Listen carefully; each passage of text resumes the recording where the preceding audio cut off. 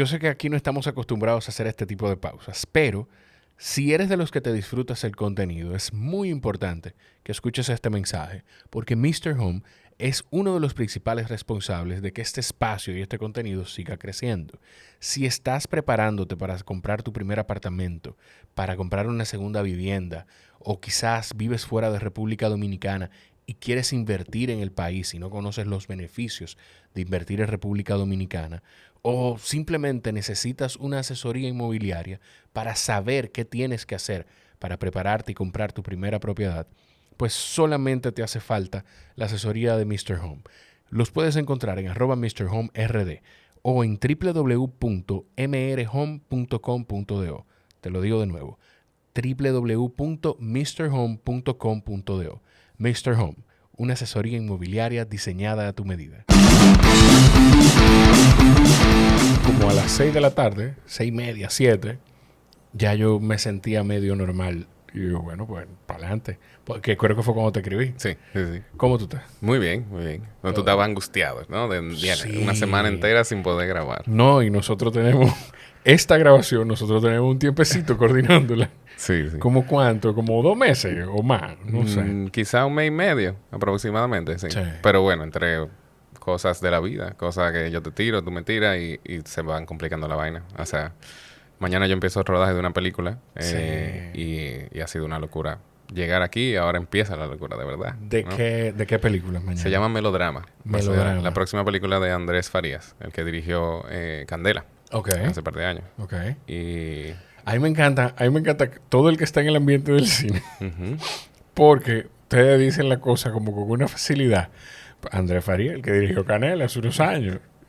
Como todo el mundo, yo lo digo muy buena onda, porque a mí me pasa igual. Cuando yo hablo de personas del medio, dentro de mi trabajo habitual, gente del medio que yo conozco o que no está tan expuesto, digo, porque Mario tal cosa. Y uno de mis jefes me dice, pero ¿Mario qué? Y yo, ¿Quién? perdón. Pero me gusta eso, perdona, melodrama. Sí, Melodrama. No, Andrés Farías es una de las vigas de la industria del cine ahora mismo, de República Dominicana. Él trabaja normalmente, él es director, pero también trabaja como primer asistente de director. Que el primer asistente es básicamente el corazón del rodaje. Sí. Es la persona que tiene que llevar el tiempo de todo y asegurarse que haya tiempo para todo y que todo el mundo esté en su lugar en el momento que tiene que estar, ¿no?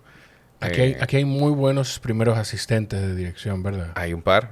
No, como toda disciplina en la industria, no hay suficientes, Sí. ¿no? Pero hay varios que son sumamente buenos. Cuando tú dices no es suficiente, es porque siempre llaman a los mismos o a las mismas, que no lo digo por malo, sino porque son quienes te garantizan Exacto. eso. Sí, sí, precisamente. Y eso es en todas las disciplinas que tenemos, ¿no? Nos vamos conociendo como una familia y uno va cambiando de proyecto en proyecto. Tú puedes ir cambiando entre uno y otro, pero ya después de que tú haces como 4 proyectos, Claro. tú casi que conoces a todo el mundo. Aquí, y me imagino que pasa mucho eso también porque el tema de el Andrés ser director, pero también ser primer asistente de director, es por lo pequeño que es la industria todavía, quizá. Sí, sí, sí. Él empezó haciendo muchísimas cosas diferentes. O sea, él fue hasta editor, él trabajó en televisión primero y fue encontrando, como muchos, vamos encontrando cuál es el departamento que nos funciona, que nos gusta. Porque a veces hay un departamento que tú quieres hacer y de repente te das cuenta que tú no das para eso. Exacto. y por muchas razones, ¿no? Por presión, por talento, por cómo te gusta trabajar y ese departamento requiere otra cosa. Y entonces... Y a veces pasa, que esto le pasa a muchísima gente, que tú te metes en la cabeza algo y yo creo que yo he dicho esto antes aquí. A veces uno se mete, dice, esto es lo que yo voy a hacer. Y no tiene la flexibilidad con uno mismo de decir, cónchale, pero espérate. O sea, si yo no tengo que cuestionarme si yo necesito cambiar, a nadie más tiene que importarle si yo necesito cambiar porque creo que esto no es lo mío. Sí, aunque hay una cosa en la industria del cine y es que es muy meritocrático, ¿no? Si tú eres mi papá siempre me decía, tú eres, y es un dicho, ¿no? You're as good as your last job. Tú eres tan bueno como lo último que tú hiciste. No importa quién tú seas. Honey lo dijo aquí. Sí, exacto. O sea, no importa quién tú seas en la industria, quién sea tu papá, quién sea tu familia, de dónde tú viniste. Si tú la guayaste lo suficiente en el último trabajo, no te van a llamar para eso. Entonces, más te vale que busque otra cosa, ¿no? Si quieres seguir trabajando en la industria. Claro, claro. Estábamos diciendo no me acuerdo por qué, lo anoté. Wow, diablo, esta memoria mía. No tenemos 5 minutos grabando y ya a mí se me olvidó por qué fue que yo anoté esto. Pero estamos hablando de esperar para poder como recibir algo. Uh-huh. Fue algo que me pasó y pusimos el ejemplo, gratificación tardía. Uh-huh. Yo lo traduje literalmente desde el inglés, es como delayed gratification, que yo creo que contigo hay un caso muy especial que Chroma Kid. Chroma Kid, sí. ¿Cuánto tiempo hace que se filmó Chroma Kid? Bueno, vamos a dar muchos saltos, sí, tú lo sabes. Sí, ¿no? Pero nosotros fuimos la primera producción que empezó y pudo terminar en la pandemia. Uh-huh. A mí me dieron el green light en mayo 2020, ¿no? Nos cerramos en marzo y todo el mundo ahí en su casa, así, mira, dándole vuelta a la mano, y de repente en mayo me llaman y me dicen, me llama Rafael Elías, Rafael Elías Muñoz, que es el vicepresidente y el productor principal de los proyectos locales de la Antica Media. Y me dice, mira, nos gustó el guión que tú e Israel escribieron, vamos arriba, vamos a hacerlo. Ok, ¿cuándo? En agosto. Pero, y el guión estaba en una etapa todavía no 100% terminada, ¿no? No dije que lo habíamos cerrado ya, dije, toma, ya, con un lazo, ¿no? Ok, vamos. Y yo empiezo a llamar gente. Señores, ¿tú quieres hacer esto? ¿Tú quieres? Y la gente, obviamente, sin una posibilidad de trabajo en el horizonte, estaban súper contentos, ¿no? Rodamos en el 2020, hicimos la primera burbuja. Pero, perdóname, antes de la primera burbuja, ¿cómo el guión que se filmó, que se rodó en agosto 2020, fue el mismo que tú entregaste o tuvieron que trabajar? Sí, o sea, ahí fue que yo empecé ya a cerrar escenas, ¿no? Esto con Israel. Esto nos funciona, sí, está bien. Esto se conecta bien con el resto de la historia. Ok, pues vamos a seguir para adelante. Por lo menos, para cuando se junte el equipo, que normalmente pasa como un mes y una semana antes del rodaje, tengamos algo que podamos, que se cuente. ¿Qué tan importante es eso de tener entonces un deadline para poder cumplir con entregables? Ayuda a cierto tipo de gente, lo ayuda, es la única forma de trabajar, y para otra persona los ayuda a definir muchas cosas. Pero bueno, a todo el mundo le ayuda a definir muchas cosas, porque también en la postproducción pasa lo mismo. Sí. Si todo abierto, el director, bueno, tiene mucho tiempo para... vamos a mover esto para acá, quizás, no sé, no me encanta, no. Pero cuando ya es de que, bueno, tenemos que entregarle a los inversionistas o nos pusieron una fecha de estreno, ya ahí se cierra todo. Pero sí, le dimos duro y... Fueron la primera burbuja. Sí, pero mira, antes de eso, el hecho de que estábamos todos en casa, sin hacer mucho, me dio acceso privilegiado a partes de mis departamentos que yo pude empezar a conversar y a colaborar con ellos y pudieron empezar a, digamos, tirarme otras ideas porque tenían un poco más de tiempo y estaban en su casa. Por ejemplo, con sonido. En la película yo necesitaba desarrollar un sonido específico. Yo le puse el sonido del infinito. Porque se abre una cosa en la película que digamos, un portal. Y ese portal necesita un sonido específico. Claro. Y fuimos tirando ideas. Yo, se llama Denis Godoy, el diseño de sonido, y Hombre Mora también. Y fuimos colaborando y tirando ideas que en el rodaje pudimos poner, ¿no? Ese sonido de una bocina en la escena donde necesitábamos para que se sienta, ¿no? Para que la gente... Porque se tenían que tapar los oídos, tenían que reaccionar a ese sonido. Sí, porque además de todo, entonces Chroma Kid, yo lo estoy como el más americano, yo lo estoy diciendo en inglés, Dios mío. Sí. Está como en Spanglish. Chroma Kid se filma en un espacio que mucho de lo que se filma es con un croma o gran porcentaje, no sé, ¿no? O sea, es con pantalla verde. Sí, hay un set, que es un set importante, Okay. que sí, es una pared. Hicimos una pared de 20 metros como por yo quiero decir como 6 o 7 metros, verde, con un 20, o sea, 10 20 metros. de ancho. Okay. No, tenía una esquina, una curva, ¿no? Como tipo, como una sí, una rampa curva. de skateboard, ¿no? Ajá. 10 por 10 metros con esa Okay. curva y después para arriba. Y era una inmensidad y era como una pieza de arte casi. Era increíble. Y ahí nos botamos tirando fotos y subimos demasiadas fotos de esa vaina. Al punto de que todo el mundo piensa que la película pasa ahí. Sí, pero yo lo digo por eso. Claro, no, yo tengo miedo porque la gente va a pensar que la película pasa todo ahí y se van a decepcionar cuando vean que la película es una película normal, ¿no? Con una historia en una casa, ¿no? Y no, pero está cool. De hecho, mentira. No se tienen que decepcionar. Todo lo contrario. Van a decir, wow, qué ápera esta tecnología. Qué real se ve todo. Full. No, tuvimos, de nuevo, como fue la primera en pandemia que había otro proyecto en los estudios, pero teníamos posibilidad de usar 2 soundstages. Oye, primera película mía como director. El primer día de rodaje al principio, antes del primer día de rodaje, todo se está planificando y tú estás de que, bueno, ok, vamos arriba, resolviendo. Pero entrando a los estudios, esa primera mañana, o sea, amaneciendo casi, yo no podía creer que toda esa gente estaban ahí de que por mí. De que porque esta es tu primera película como director. Sí, totalmente. Yo he sido editor por un par de años y otras partes de otro departamento, pero este fue el primer chance que me otorgaron, ¿no? El primer honor que para mí fue como un obsequio. Porque lo fuimos desarrollando Israel, Laura Meli y yo, Laura Meli Guzmán, que es mi prima, lo fuimos desarrollando en el estudio como una forma de producir algo nuestro. Okay. Ellos producen sus películas, ¿no? Y yo lo ayudo con todo lo posible de mi parte. Y por eso usamos el estudio como una productora y una postproductora. Okay. Pero la postproductora es de lo que vivimos, principalmente. Entonces, un día dijimos, cónchale, vamos a producir algo nuestro.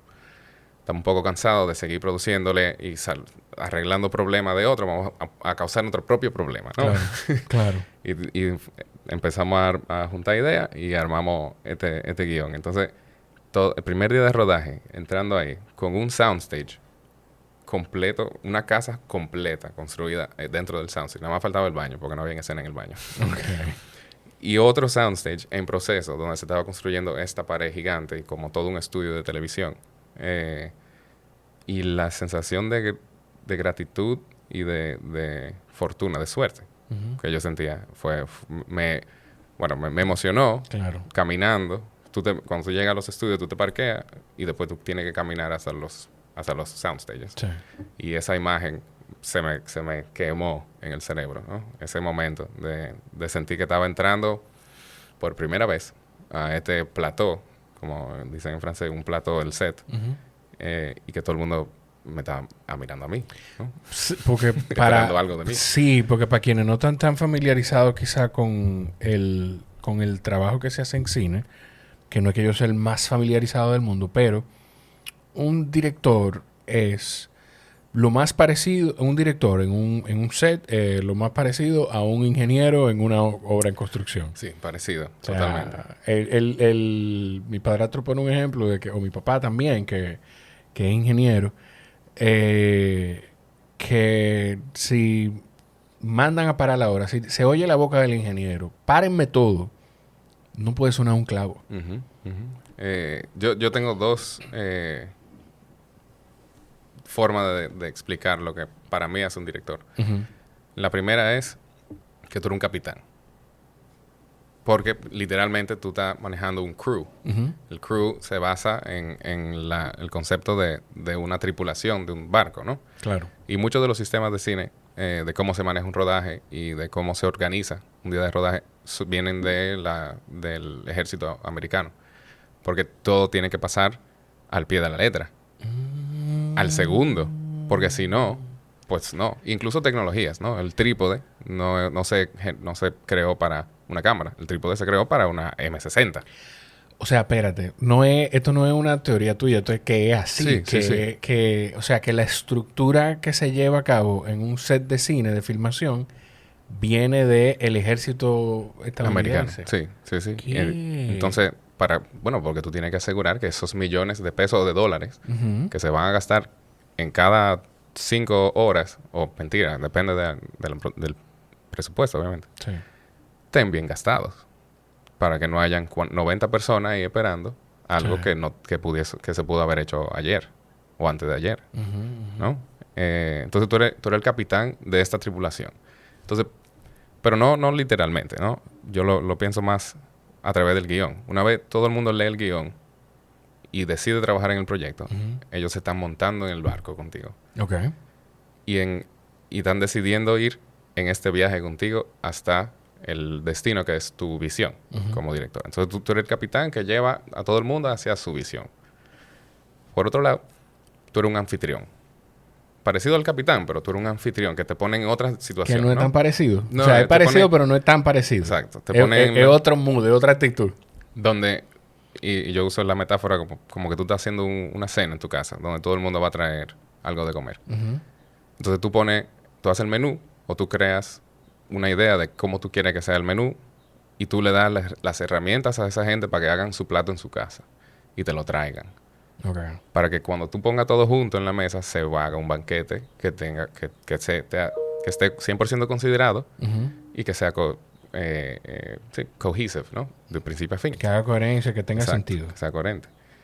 Entonces, como anfitrión, tu deber es hacer que toda esa gente se sienta lo suficientemente cómoda, lo suficientemente a gusto, lo suficientemente respetada, para que puedan dar 100%, 110% en el proyecto. Porque no es una cuestión, de nuevo, tú te estás montando en este barco, no solamente por dinero, obviamente estamos trabajando, Claro. pero tú te estás montando ahí porque nosotros somos todos como guerreros de las historias, guerreros de contar historias. Porque guerreros digo, no solamente por lo de antes, sino porque estamos trabajando 12 horas, Sí. un poquito más, porque en lo que tú te levantas, tú resuelves vaina en tu casa, Claro. o de tu casa, en lo que te monten un carro, llega al set, trabaja, sale de ahí y quién sabe lo que tú tienes que hacer, ¿no? No, Eh, y me imagino que en las películas, o sea, en la industria del cine y de la filmación, pasa igual que en las empresas, que esto, que quienes están en posiciones de liderazgo, se escucha mejor esto, como lo tenía pensado. Quienes están en posiciones de liderazgo trabajan mucho más de los que no están en posiciones de liderazgo, que entienden que sí trabajan mucho más que lo que lideran. hay casos y hay casos, pero sí, yo creo que... Es que tú como director y como escritor y como líder del proyecto, ujú, tú tienes que resolver cosas que los actores no tienen que resolver, que el totalmente. técnico que maneja esa cámara no tiene por qué preocuparse, Sí. y que incluso que quizá tu primer asistente de producción no, pero que los No, otros definitivamente no. asistentes de dirección no tienen por qué preocuparse tampoco. Bueno, sí, entiendo. Totalmente. Si yo me iba del set, yo me llevaba un disco duro y yo me ponía a editar.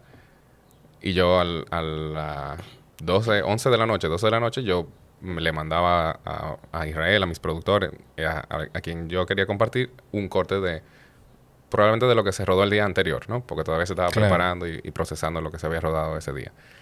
De forma, por si yo no estaba seguro de si teníamos la escena, si nos faltaba un plano, por si yo simplemente, nada, estaba inquieto y quería ver cómo cortaba. Claro. O emocionado también, porque me pasó un par de veces. Yo lo que quería era ya verla. Yo quiero ver cómo se ve eso en Sí, cámara. sí. Y hubo una escena de una cena que se mantuvo un par de cortes, porque siempre todo cambia, ¿no? Ujú. Pero recuerdo que se mantuvieron un par de cortes desde esa primera noche, durante el rodaje. Porque al final de todo, feeling, ¿no? La emoción y por eso que me fascina y yo empecé en edición. Porque en edición, aparte de algunos momentos especiales que pueden ocurrir en el set entre dos actores, Ujú. donde se crea una magia, parecido al teatro, ¿no? Cuando se crea esa magia en realidad, en verdad, frente a todo el mundo y a la cámara, esa magia, para mí los únicos otros momentos donde eso ocurre, si no ocurre en el set, es en edición. Cuando tú juntas los planos, el sonido, y si hay música, y el tiempo, y eso corta, y tú dices, mira, esa es la película. Eso es cine, ese corte. Ahora déjame replicar esa sensación en el resto de la película, de No. principio a fin. Eso me hace mucho sentido. Y escuchándote decirlo, me hace mucho sentido que no sé cuántos de los directores que hay hoy en día en la industria, en el mundo, dieron el salto de edición, o sea, o pasaron por un cuarto de edición. Ujú. Porque para ser un buen editor, tú tienes que ponerle atención a muchos detalles. Tú tienes que tener la sensación y el poder identificar, no tanto la habilidad técnica se construye, pero no sé, llamémosle un superpoder de identificar aquí falta algo, esto tiene que ir quizá un poquito más bajito, este tiro de cámara no es, yo creo que este otro queda mejor. O sea, todo eso y aprenderlo, desarrollarlo y desarrollar ese mismo superpoder en un cuarto de edición, porque músculo también, que tú tienes que ir haciéndolo para que cada vez sea mejor. Totalmente. Y esté más pulido. Llevártelo entonces a dirección con esa visión es mucho más fácil el trabajo después, creo. Bueno, precisamente yo no sé, durante el proceso yo lo pensé y todavía el día de hoy, yo no sé y le tengo muchísimo respeto a los directores que no son editores. Porque yo no entiendo cómo tú puedes dirigir una película y hacer que otra persona, un editor, luego agarre esa película y la arme como tú quieres, sin tú poder decir, no, espérate, ¿puedo? Claro. Esto Esto era lo que yo quería. Eso es. Ahora vamos. Yo no sé. Yo no tengo ni idea. Porque yo estaba cortando en el monitor del rodaje. Yo cortaría ahí.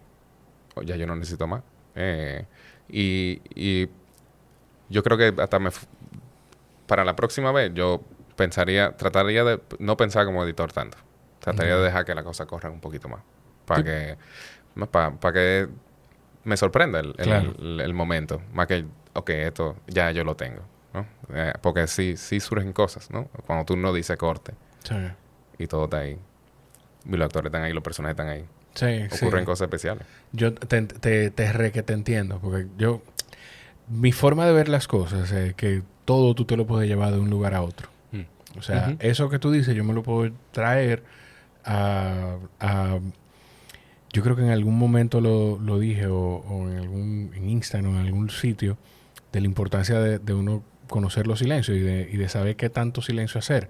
De no tener miedo a que tú estés diciendo una frase y terminaste esa frase, no necesariamente caer arriba de una vez con otra cosa, sino que dejar un tiempo suficiente para que sea tú que digas, Sí. ¿tú sabes qué?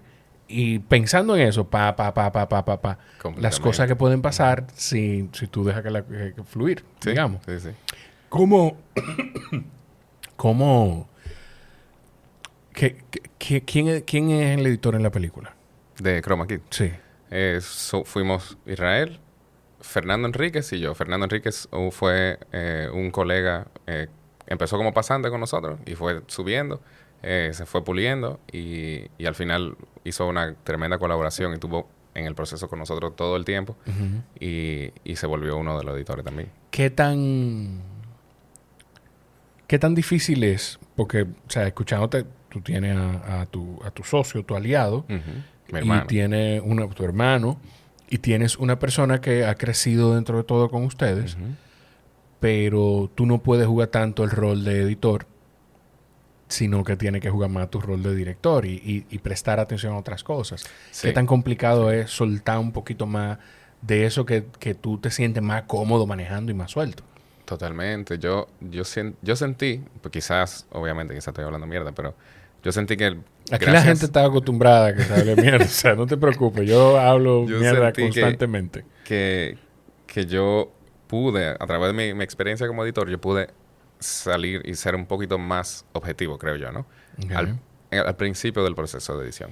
Donde, pasaron otras cosas de que a través de, durante Chroma Key se forjaron unas relaciones muy hermosas que nos trajeron muchísimo trabajo justo después de Chroma Key. Entonces, de repente se llenó el estudio de trabajo y yo tenía que robarme momentos míos para yo poder dedicárselo a Chroma Key. Porque no podía hacerlo, digamos, en tiempo de estudio, porque necesitábamos avanzar con otro proyecto. Claro. Entonces yo Me quité el sombrero de director y me puse el de editor y me olvidé de que yo era el director. Digo yo, pienso yo. Y empecé a montar con Fernando como asistente. Y hasta que llegó un punto donde sí me di cuenta que estaba haciendo mal el director y tuve que ahí sí tomar un paso atrás y dejar que Israel me proponga otras cosas y buscar otras direcciones, otras opciones. Eso es una conciencia importante. Y yo lo anoté porque tú lo dijiste empezando ese statement de ser objetivo. Porque tú tienes un nivel de apego a Chroma Key, no nada más porque le escribiste, sino ya hay un nivel mayor de apego tuyo que el de Israel, porque con lo que está en pantalla, porque tú eres quien está dirigiendo eso. O sea, eso es como Chroma Key, el guión es un bebé, pero lo que se está filmando y lo que se está viendo en pantalla es otro bebé. Sí, sí, sí. Bueno, quizás no tanto con Israel, porque lo escribimos juntos. Es autobiográfico para los dos. Nos dimos cuenta en el proceso de escritura que estábamos escribiendo algo que nos venía a nosotros dos desde chiquitos, ¿no? Los dos tuvimos una infancia con padres que tenían algún tipo de estudio de audiovisual. En los 80 para él, los 90 para mí. Y luego él fue el director de fotografía. Él actuó en la película también. Su hijo el principal. O sea, teníamos todo, estábamos bien revueltos ahí todito. Pero es cierto, como director, yo llegué a un punto donde necesitaba una persona que... Y ahí entró él, conociendo el proyecto tanto y sabiendo lo bueno y lo malo y lo que se logró y lo que no se logró, teniendo un poco más de distancia también, porque... Y así que nosotros nos manejamos en el estudio. Tenemos varios proyectos y uno va editando uno y el otro va editando otro. Y en un momento, cuando nos saturamos, nos cambiamos los proyectos y así podemos mantenernos frescos, porque pasa mucho... En edición pasa lo mismo que cuando tú escuchas una canción en repeat. Tú dejas de escucharla, tú estás empezando ya, anticipando los momentos, o el momento que te gusta, o las cosas que, los momentos específicos que te tocan, ¿no? Coño, sí. Mira, yo no lo había visto de esa forma. Es que yo veo lo mismo muchas veces. O sea, ¿no? sí, pero eso que tú acabas de describir, cuando tú escuchas una canción en repeat, tú dejas de escucharla y lo que te pone es anticipar el momento que te... Mierda. Entonces tú te prendes la edición de la película y ya tú no estás viendo, tú estás esperando el corte.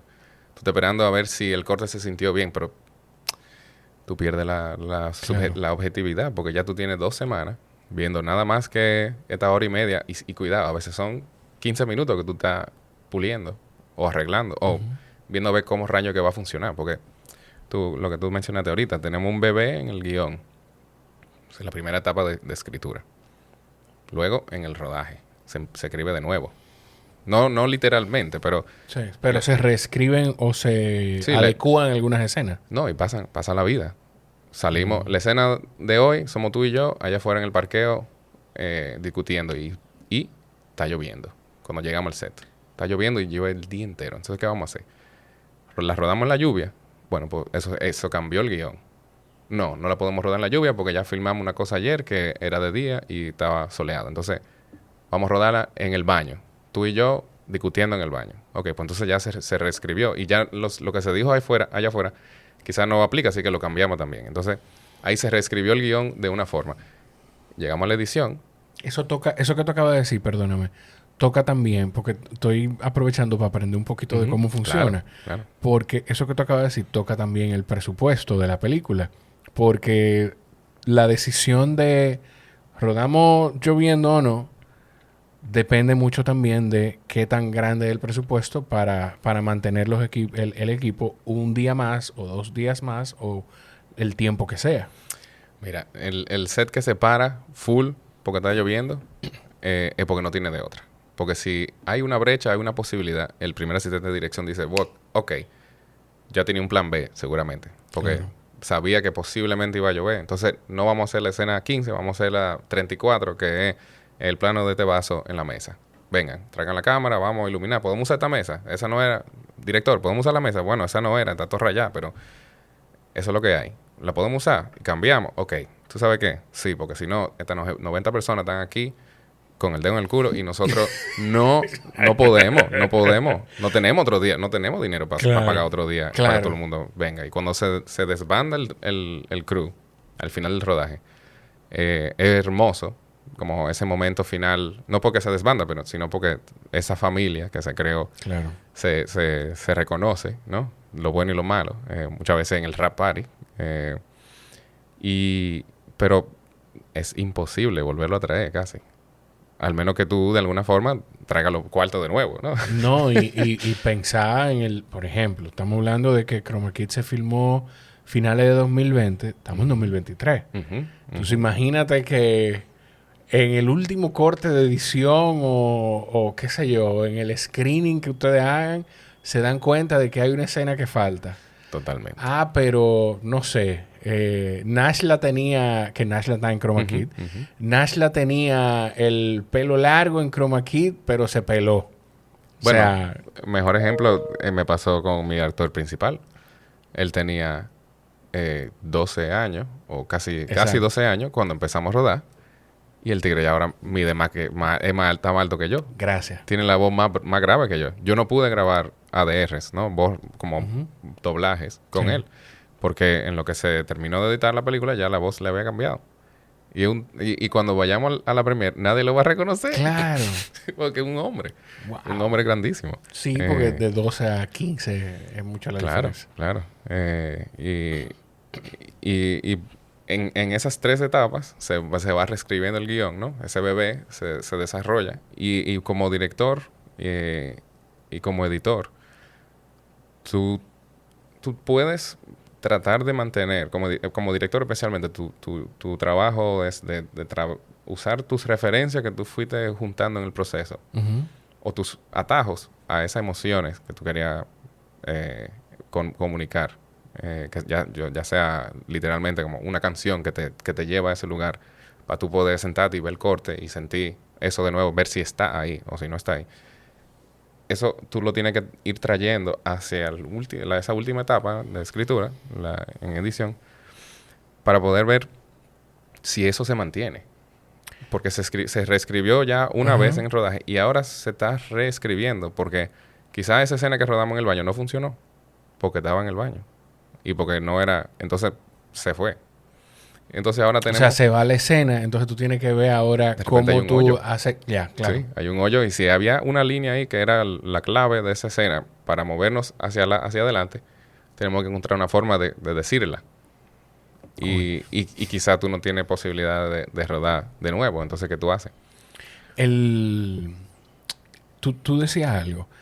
Que ¿cómo ustedes deciden a quiénes traer para aceptar lo que tengan que decir de lo que se está viendo en pantalla? Porque lo digo y lo pienso.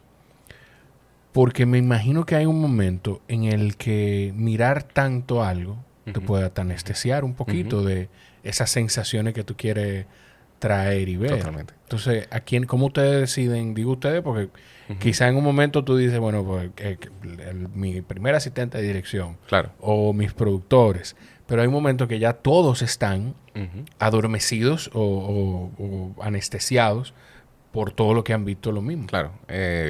Ahí funciona tanto ese primer asistente de dirección que tiene el proyecto muy cercano, o tu continuista, que es la persona que se preparó todos los documentos para el editor durante el rodaje, ¿no? Y el continuista es la persona que protege la historia al lado del director y el director de fotografía. Es la persona que en Chroma Key, por ejemplo, Dani López Montero, que fue increíble, nos salvó un par de veces porque decía, hey, acuérdense de hacer un plano cerrado que quizás no estábamos contemplando, un plano cerrado del tape, porque ese tape ahorita lo vamos a usar, él lo va a usar en otro... Y dije, mira, sí, ok, vamos, róbate un planito, ok, perfecto. Porque hay una persona que está pendiente de cómo es que se va...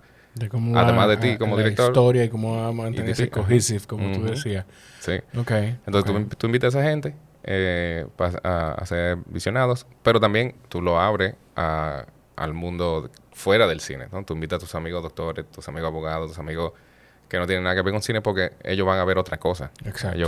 Ellos no van a ver los mismos errores que tú viste, ellos van a ver otros errores otras cosas que no le van a conectar. Porque uno, en edición, es un juego entre psicología y percusión. Porque tú estás dando ritmo Sí. y después tú estás dando conceptos, ideas y cosas así. Entonces, entre ese juego, tú estás casi que adivinando qué es lo que la gente va a sentir. Al final yo digo que, y esto me lo enseñó la magia, o sea, la ilusión. Tú estás jugando con atención e interés. Yo puedo aplaudir ahora.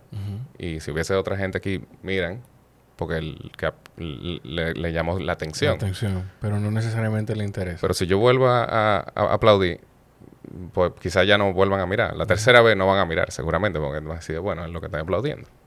Pero si yo logro captar tu interés, ya puedo empezar a jugar con tu percepción del momento.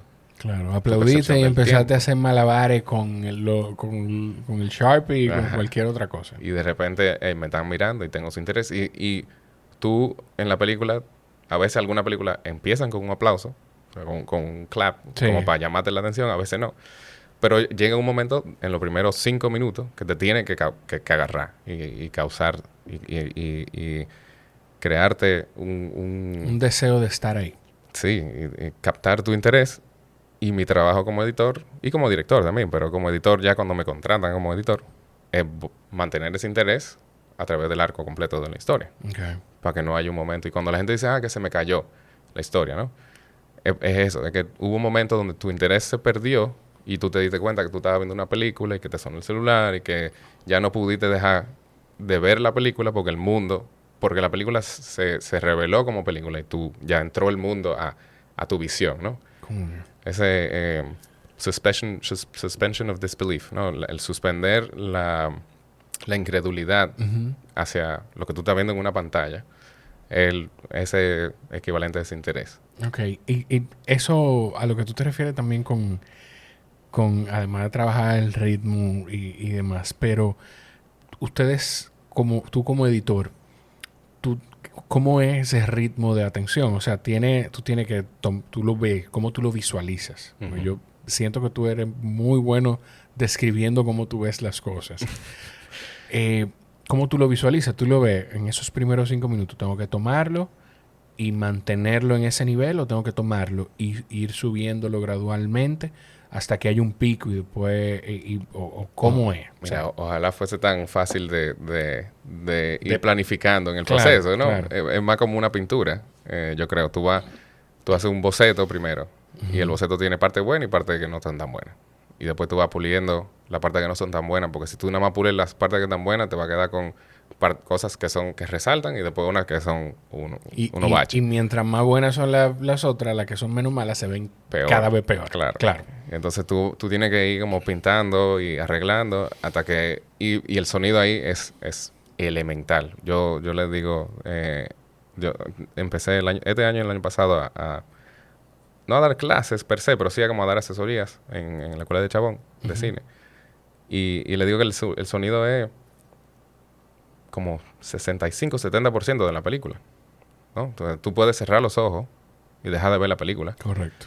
Pero aunque tú te tapes los oídos, tú vas a seguir sintiendo las vibraciones del sonido. Un mejor ejemplo es, tú puedes ver una película completa en tu celular. Y puede estar en mala calidad, puede estar buffering, se puede parar, no sé qué, y igual tú te quedas ahí. Si suena bien. O puede ser la época en la que la gente entraba a páginas de internet que la película no estaba en, ¿verdad? Y si suena bien, tú la ves. Pero si suena mal, tú no vas a ver más de 5 minutos, ¿no? Con el audio y los videos. O sea, para mí, incluso todavía con el podcast, para mí es vital el audio. Porque tú te puedes quedar viendo, escuchando YouTube. Vamos con YouTube. Tú puedes quedarte viendo un video en YouTube que no tiene buena imagen. Pero si no tiene buen audio, mira, pudo haber sido grabado con FX30, creo que se llama la cámara de Sony. O sea, no. Sí, nadie, ¿no? Y por otro lado, tú tienes el marco de la película, ¿no? De lo que tú estás viendo. Pero el sonido es lo que te deja entender qué es lo que hay afuera de ese marco, ¿no? Si tú estás aquí, encuadrado en el marco, y yo estoy afuera del marco, y te digo una línea y tú me miras, pues ya eso ya se crece el mundo, ¿no? Automáticamente hay un espacio aquí que no estamos viendo, pero que existe. Y hay un ejemplo. Yo no sé, diablo, yo no sé. Tú mencionaste algo del sonido de la película, es una escena que el sonido del infinito. El sonido del infinito. Yo no sé si cuando suena el infinito está en cámara cuando suena. Pero si no está en cámara y tú nada más estás viendo a los actores, ya tú sabes que te está pasando algo en el entorno. Exacto, exactamente. Sí. Diablo. Entonces tú vas montando, tú vas arreglando, componiendo este rompecabezas, porque al final es un rompecabezas, sí. ¿no? De miles de piezas, ¿no? Pero el sonido es lo que, para mí, lo que te logra hacer sentir e hilar la historia final, completa, ¿no? Yo no puedo entregar un corte final si el sonido no tiene un diseño sonoro o un sonido bien armado, porque aunque el corte sea al final y esté perfecto la imagen, el director o el cliente o el productor van a decir, sí, pero hay algo no tan seguro, no te pueden decir el sonido. No saben lo que es. Pero no, porque no tienen el entrenamiento y es una cosa mucho más sensorial. Entonces te dicen, no, todavía... Y entonces empiezan a buscar razones por las cuales no le funcionan. Y si no saben, no se dan cuenta que el sonido... te empiezan a decir cosas de todo. Sí, te empiezan a decir de otras cosas. Y si tú le entregas algo con un sonido... loco, banging, así, con una cosa que suene como cine... ya no van a saber qué decir. Y ahí entra otra estrategia que yo he leído de par de productores, especialmente de televisión, y que antes de enseñar el corte final, él va, pero se me olvida quién es, pero un tipo, él va a donde su editor y le dice, ponle entre 3 y 5 errores antes de enseñárselo a los productores ejecutivos. Para que cuando lo vean, digan, bueno, pueden arreglar eso, esto y esto. Pero aparte de eso está súper nítido. Exacto. 3, 5 errores sí. evidentes. Sí, exacto. Claro. Aparte de eso, no, está nítido, ya, entregado. Y, bueno, ok. Revierte, o sea, abre la presión anterior y manda esa. Claro. Y listo, ya terminamos. Coño, está bueno. Eso está bueno. Me gusta ese. Tú empezando, una cosa, no hemos dicho de qué va Chroma Kid. No. Vamos, por favor, dime de qué va Chroma Kid, porque te tengo un par de preguntas más de eso. Y quiero entender un poquito cómo tú entraste a este mundo. Ok. El elevator pitch es una historia sobre un preadolescente en los 90 aquí, que tiene una familia de ilusionistas, magos. Digo ilusionistas porque cuando digo magos no quiero que la gente piense de Harry Potter, ¿no? Sí. Ilusionistas. En los 90, pre-teenager, obviamente le dan pila de vergüenza a esa gente, ¿no? Y además quieren hacer un show de televisión. Un show de televisión que falló cuando él era chiquito y lo quieren volver a hacer. El abuelo está loco con él. Y cuando van a los estudios, donde van a grabar el piloto, él se va caminando y encuentra un aparato mágico. Un aparato que hace el croma. En los 90 no había Photoshop ni Premiere. Tú no podías hacer un croma. Tú necesitabas un aparato aparte que conectaba a las cámaras y a la grabadora. Encuentra ese aparato mágico y lo deciden usar cuando van a hacer el piloto. Y eso, sin querer, hace que sus padres se desaparezcan. Entonces, hasta que él no acepte su familia, acepte quién es un coming of age, ¿no? Sí. Él no tiene las herramientas para volver a contactar a sus padres. Es una película para toda la familia, una película sana, no hay mala palabra, no hay sexo, no hay violencia, no hay... Porque cuando tú dices, cuando tú dices que acepte su familia, estamos hablando de aceptar que tú vienes de una familia de ilusionistas. Sí. ¿Verdad? Sí. O sea, encontrarte con eso. Valorar tus memorias familiares. Claro. Al final la película se trata más que nada sobre memorias familiares porque con lo que él se queda es con un abuelo que se enferma, una casa que pierden y tienen que mudarse. Y lo único que él tiene del pasado, aparte de otras de las cosas de la casa, son cintas del estudio casero que tiene la familia con sus padres y con él. Él siendo niño, él siendo un niño quizá malcriado, él siendo un niño feliz. Y eso es lo que lo lleva a decir, concho, tengo que encontrar a esta gente. O sea, no puede ser que ellos se desaparezcan así y yo no hago nada, ¿no? Pero yo ya casi empezaba a llorar yo. No, inspirado en esas películas que veíamos en los 90, en los 80, de chicos, de cine hecho para toda la familia. Claro. Con un poquito para todo el mundo, ¿no? Un poco para los niños y un poco para los adultos también, ¿no? Que nos inspiren a a seguir creyendo no solamente en historias, pero en nosotros, en la familia, en valorar esa memoria, porque Claro. de una forma muy muy lejana, muy larga, también tiene que ver con valorar los momentos que uno tiene en familia, que hoy en día, en todas las reuniones familiares, uno que otro sobrinito lo que está en el iPad todo el tiempo. Sí. Y yo soy el que dice, bueno, yo soy el primero que dice, mira, bájale el volumen primero, porque eso es como un pet peeve, son cosas que con lo que no puedo. Pero aparte de eso, yo soy el que voy y le dice, mira, hey, y si deja eso, o sea, ya cogiendo como posición de tío, ¿no? Claro, Porque ya yo soy un adulto. Ya yo tengo barba y soy Claro. adulto y tengo hijos. Y loco, deja esa vaina y voy a jugar con... ok. O no quiero. Bueno, está bien. Pero esos son los momentos que uno... o sea, los momentos que uno se pierde Sí. son los que uno no puede volver a valorar luego, ¿no? Entonces, quiero ver si una persona, si un niño, si una persona de que, mira, quizás... prefiero antes de que mis padres se desaparezcan, porque como yo pensaba de niño, ¿no? Déjame compartir con ellos un chin más. Eso sería ya un éxito, ¿no? Y que inevitablemente la naturaleza, la vida, pues va a hacer que los adultos que nosotros amamos desaparezcan. O sea, esa es la naturaleza, lamentablemente. Sí, totalmente. ¿De quién de los dos es la parte de ilusionista? ¿De quién de los dos es autobiográfico lo de ilusionista? Quizá más mío. Mi mamá tenía una escuela de danza con una de sus mejores amigas durante creo que 90, sí, principalmente. ¿Cuántos años tú tienes, Pablo? 32. 32, ok.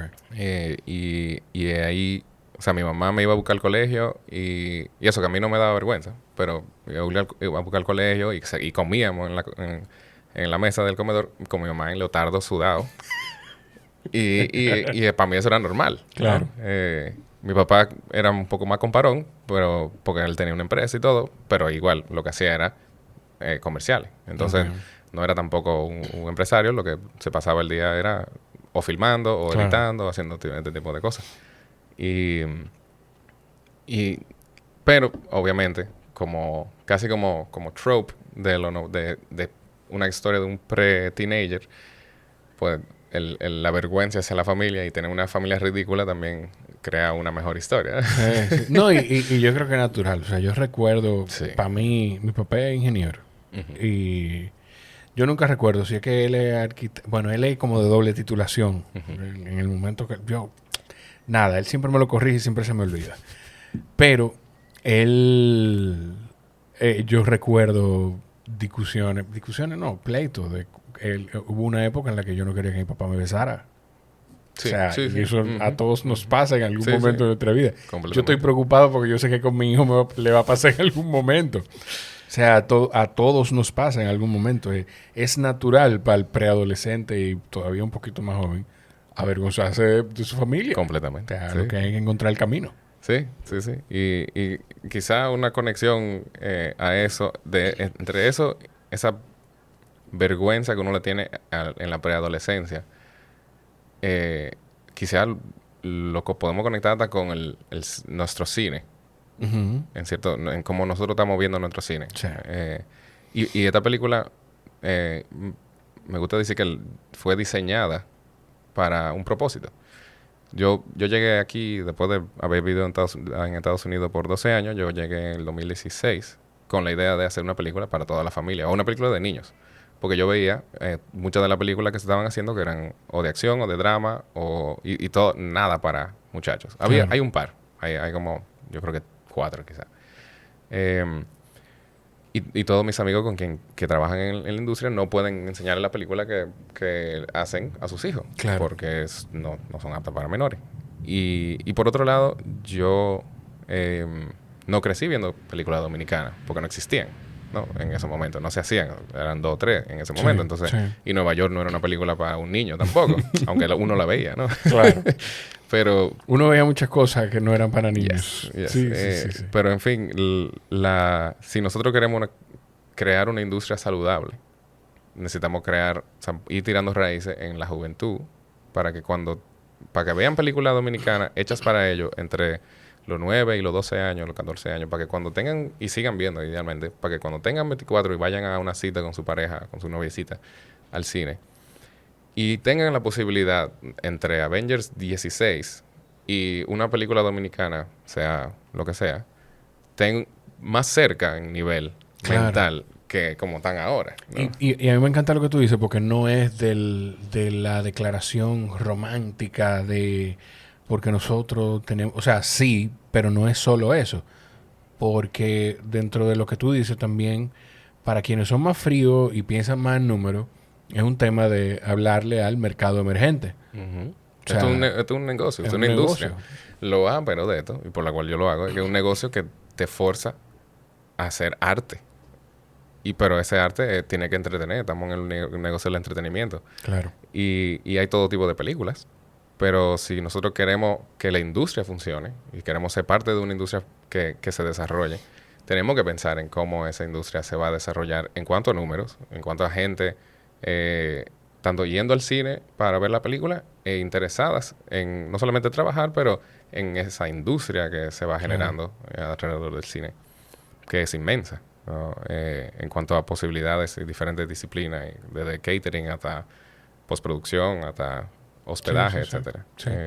¿Quiénes están en la película? Yo recuerdo Chroma Key muy claro porque grabé un episodio con Nashla Bogart en 2020, igual creo. Y fue remoto. Esto no estaba nada parecido a lo que hoy. Yo creo que no tenía ni siquiera el aire puesto ahí.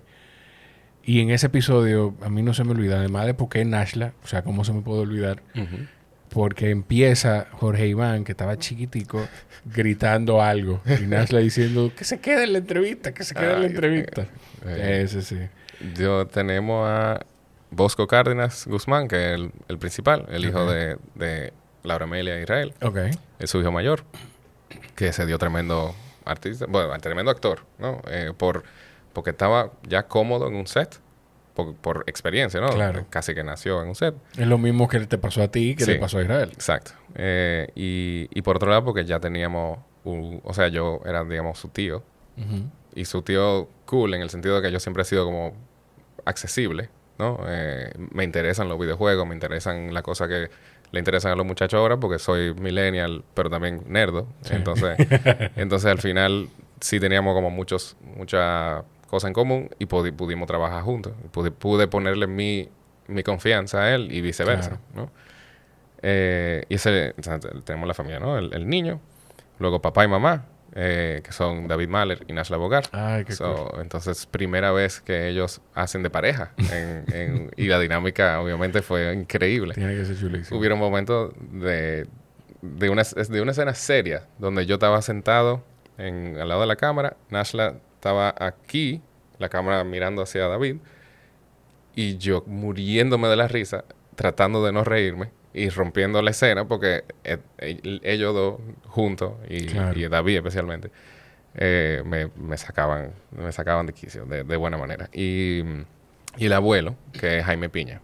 Jaime Piña es una leyenda del cine dominicano, principalmente detrás de cámara, pero últimamente él es amigo cercano de mis padres, de esa época, y siempre se ha mantenido en la industria, pero en los últimos años se ha vuelto actor también. Cool. O sea, salió en, creo que su primer papel, él había actuado antes en cositas, pero su primer papel en película, digamos, grande, fue en Veneno, El Tuerto, en Veneno. Después hizo de productor en La Fiera y la Fiesta, que fue una película donde Laura Amelia de Israel, con Geraldine Chaplin, Udo Kier y Jaime Piña. Y bueno, y obviamente un cast increíble. ¿Todo bien? Sí, okay. Tranqui. Todo sigue grabando, porque la luz en algún momento pestañó, pero tranqui.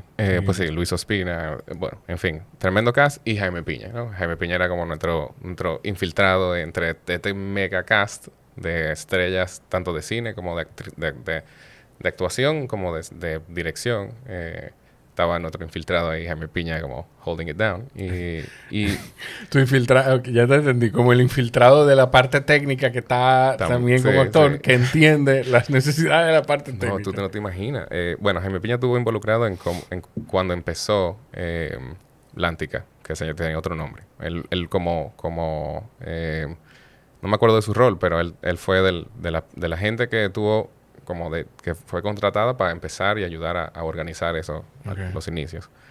Entonces yo terminaba mi día de rodaje en Chroma Key, nos estábamos quedando bastante cerca, y yo cenábamos todito por nuestra cuenta, y yo bajaba y iba y me sentaba frente al apartamento de Jaime a hablar con él, porque él tenía todo, hacíamos como una reunión de producción él y yo, y él me iba preguntando cosas, confirmando cosas, avisándome o advirtiéndome de cosas que tan simple y tan pero que yo no sabía, que era de que todo el set se tiene que pintar 48 horas antes de que empezamos a rodar, porque tienen que pasar 48 horas con los abanicos prendidos para extraer todo el olor de pintura. Claro. Porque si no, no podemos empezar a rodar, técnicamente. Entonces, y ahí al otro día yo, hey, señores, ¿cuándo se va a pintar? Porque tenemos que pintar pasado mañana, sí. Y fue maravilloso. Y como actor, una cura. Y luego, la historia la película es una historia contada. Eso quiere decir que empieza con dos personajes que cuentan una historia, ¿no? Y ahí termina. Como con voiceover. Un poquito, sí, exacto. Pero sí empieza con Vicente Santos y con Israel Cárdenas, ¿no? Que ellos hacen como del tiempo presente. Vicente Santos tiene un papel en toda la película, pero se juntan en el momento presente para volver a como abrir esos tapes, y entonces viajamos al pasado. Ok. ¿Y la voz que utilizan es la de Vicente? No, la de Israel. Ok. Porque Israel hace de el principal ya mayor. Él hace de su hijo mayor. Exacto. Qué cool, sí. qué chulería. Wow, eso va a tener que ser...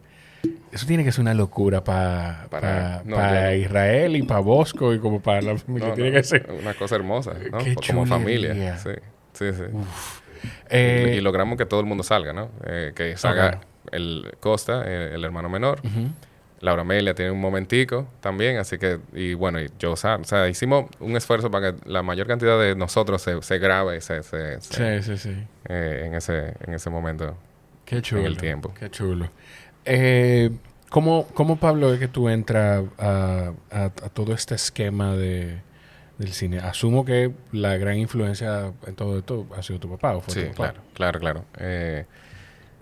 Yo, desde muy temprano, yo tenía una idea de que yo quería ser artista de alguna forma. Por eso, porque yo iba a rodajes, veía a la gente vestida diferente del resto de mi vida. Yo iba a un rodaje y había como un tipo de gente diferente, ¿no? Era como otra galaxia, como otra dimensión. Sí. Y todo tipo de gente. O sea, gente que sea abiertamente homosexual, a gente abiertamente lo que sea, de barrio, pero todos conviviendo y trabajando juntos y haciendo como una misión en ese barco, ¿no?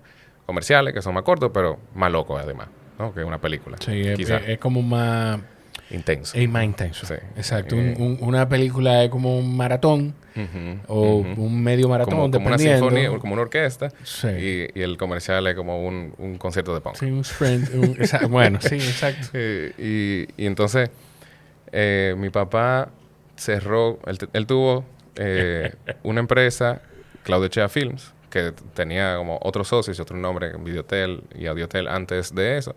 De hecho, con Elías Muñoz, que fue su socio por mucho tiempo, el papá de Rafael Elías Muñoz, que ahora es vicepresidente de Atlántica.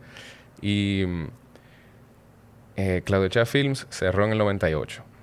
Y antes de eso yo iba a esta casa, que era una mega productora en ese momento. Tenía una sala de edición, tenía su propio estudio, mi papá tenía 2 oficinas, una como para el público y otra que era como su oficina. Y cuando cerró, él mantuvo una de esas oficinas con una computadora que tenía Premiere 6. Y yo de niño, mi padre siendo hippie y todo, nunca me dejaron tener una consola de videojuegos. Okay. Yo siempre quise tener consola de videojuegos. Yo quería punchar, me encantaba, me siguen encantando las pantallas y la cosa y la tecnología. Y yo quería jugar. Y lo más cercano que yo veía era que mi papá se sentaba en una computadora a editar. Pero para mí eso era un videojuego. A jugar. Él estaba moviendo clips, moviendo vainas, sonaba, no sé qué. Yo le dije un día, le pedí que me enseñara. Premiere siempre trae como un material de stock. le pedí que me metiera, que pusiera una canción ahí y él me dejó y yo fui jugando, haciendo Imagino preguntas. que la reacción de él fue ¿por qué tardaste tanto? Bueno, yo tenía como, creo que 10 años. Wow. Aproximadamente, sí. Wow. Es que yo estaba loco por un video, o sea, yo quería un Nintendo, loco, pero no tenía, así que Claro. the next best thing era Premiere. Y ahí empecé. Y por alguna razón, que a nadie se le explica, creo que el verano siguiente de yo empezar a editar, un amigo de él, que se llama Miguel Ede, rodó un documental sobre el estado del agua dulce, potable, en la isla.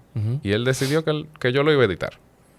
El documental. Ajá. Entonces le pidió a mi papá, le preguntó, ¿todo bien? Me preguntaron a mí. Yo dije, bueno, ok, era verano, yo no tenía nada que hacer.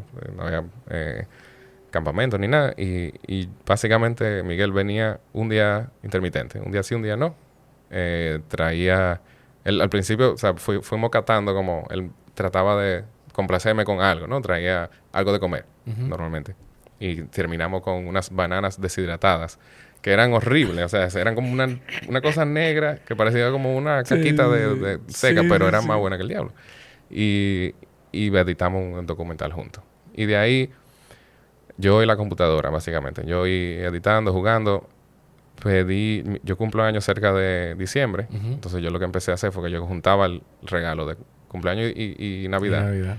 Para poder pedir algo más grande. Claro. Y como a los 11 años pedí una cámara. Y me dieron una camcorder. Y para mi cumpleaños de los 11 años, me la dieron en Navidad. Para mi cumpleaños de los 11 años, yo lo que armé fue un rodaje para hacer un corto con mis amigos. Porque en el liceo, yo fui al liceo francés y en el liceo francés te dan en febrero 2 semanas de vacaciones en febrero, ¿no?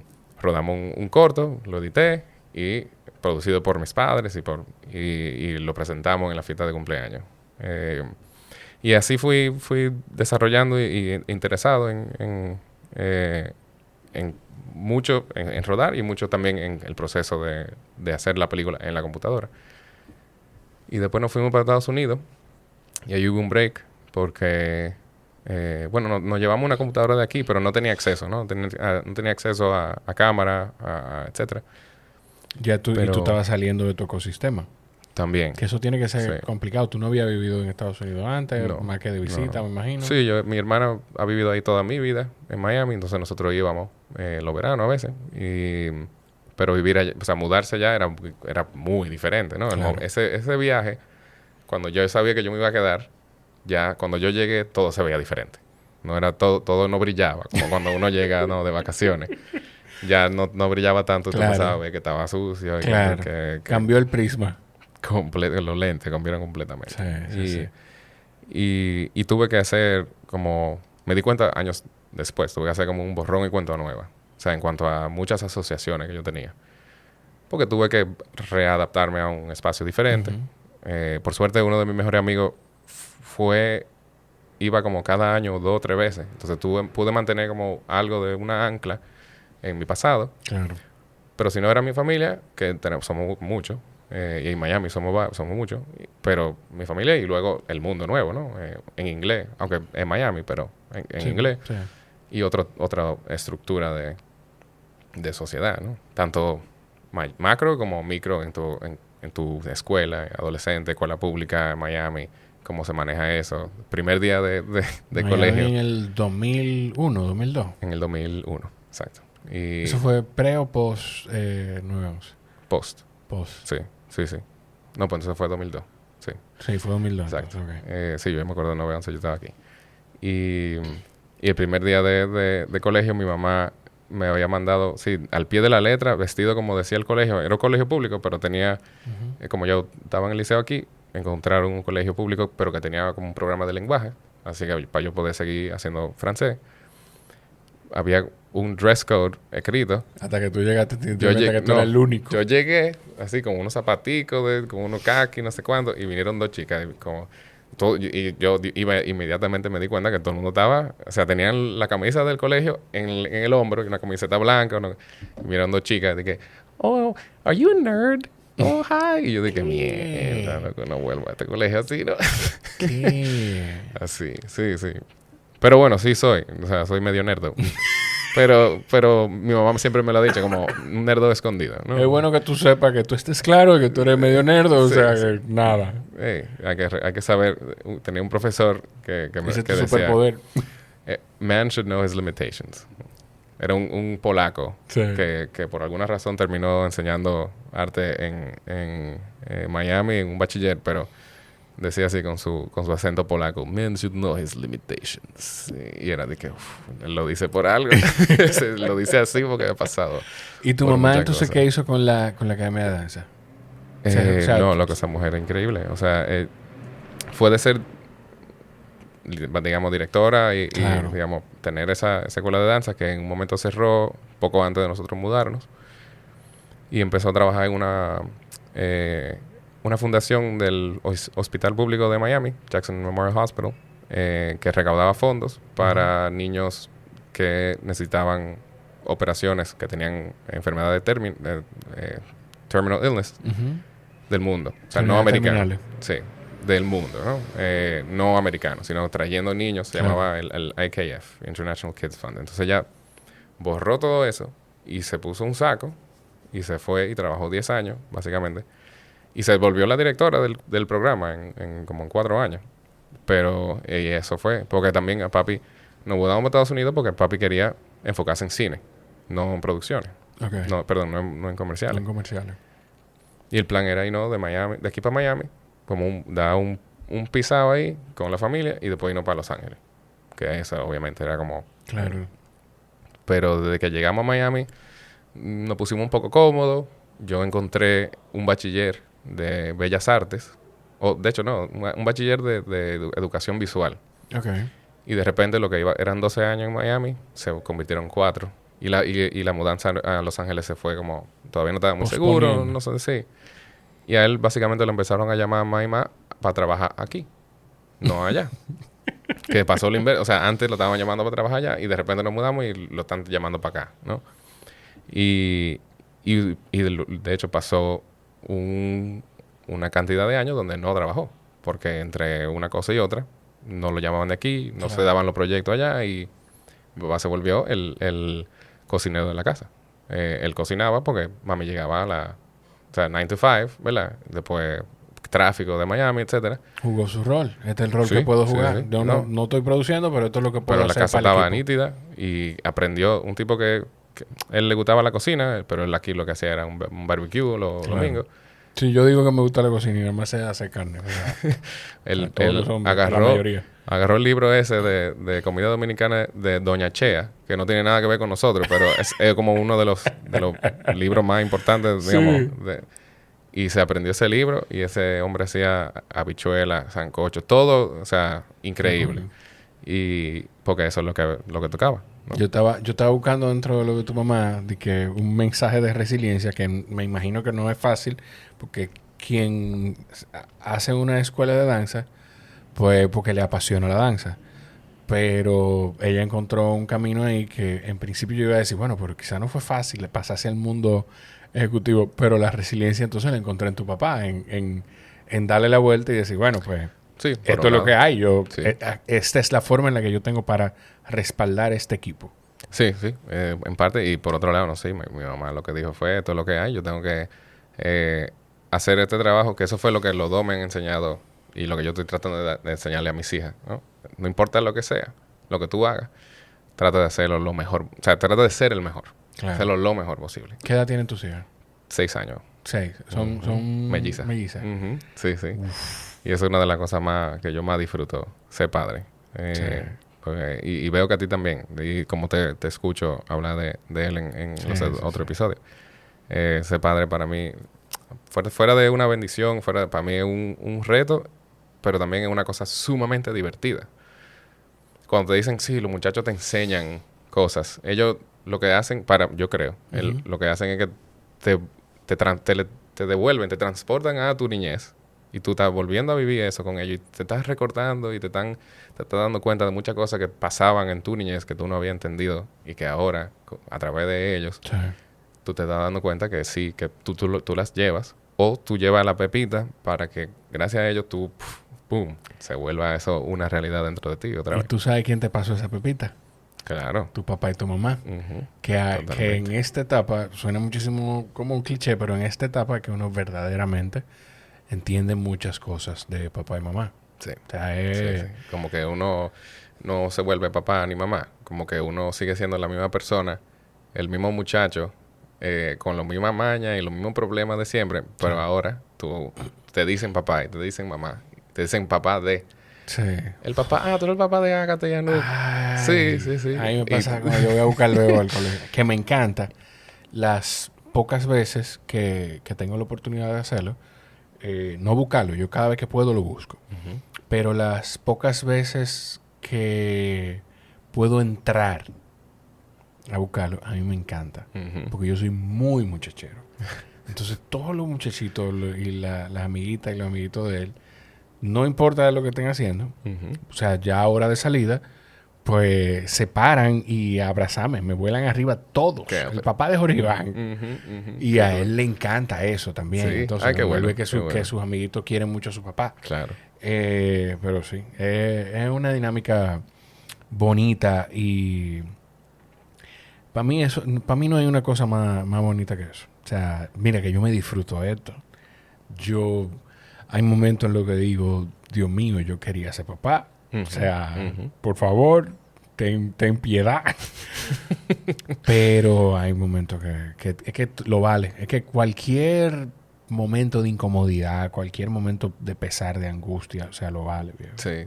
Y mira, y teniendo melliza, me di cuenta de... una pregunta que yo siempre tuve, y por alguna razón, bueno, porque era lo que estaba disponible. La última clase que yo tomé en la universidad fue... se llamaba Normal Language Development.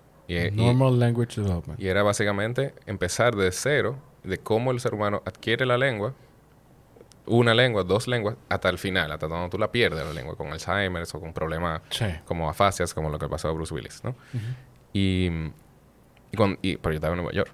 Y cuando yo salía de esa clase, yo lo que quería era acercarme a un muchacho, a ver cómo yo podía usar lo que yo estaba aprendiendo y reconocer en qué etapa estaba, ¿no? de la lengua. Pero en Nueva York tú no te puedes acercar a ningún carajito porque te van a meter preso, básicamente, rápidamente, ¿no? Quiero estar cerca de niños y niñas. ¿Qué a usted se refiere? YouTube, esto es un chiste. Sí. Estamos jugando. Entonces, lo que me pasó fue que poco después me mudó para acá. Conozco a Natalie. Tenemos las niñas. Y son mellizas. Y en esa clase, hacía mucho hincapié sobre la pregunta.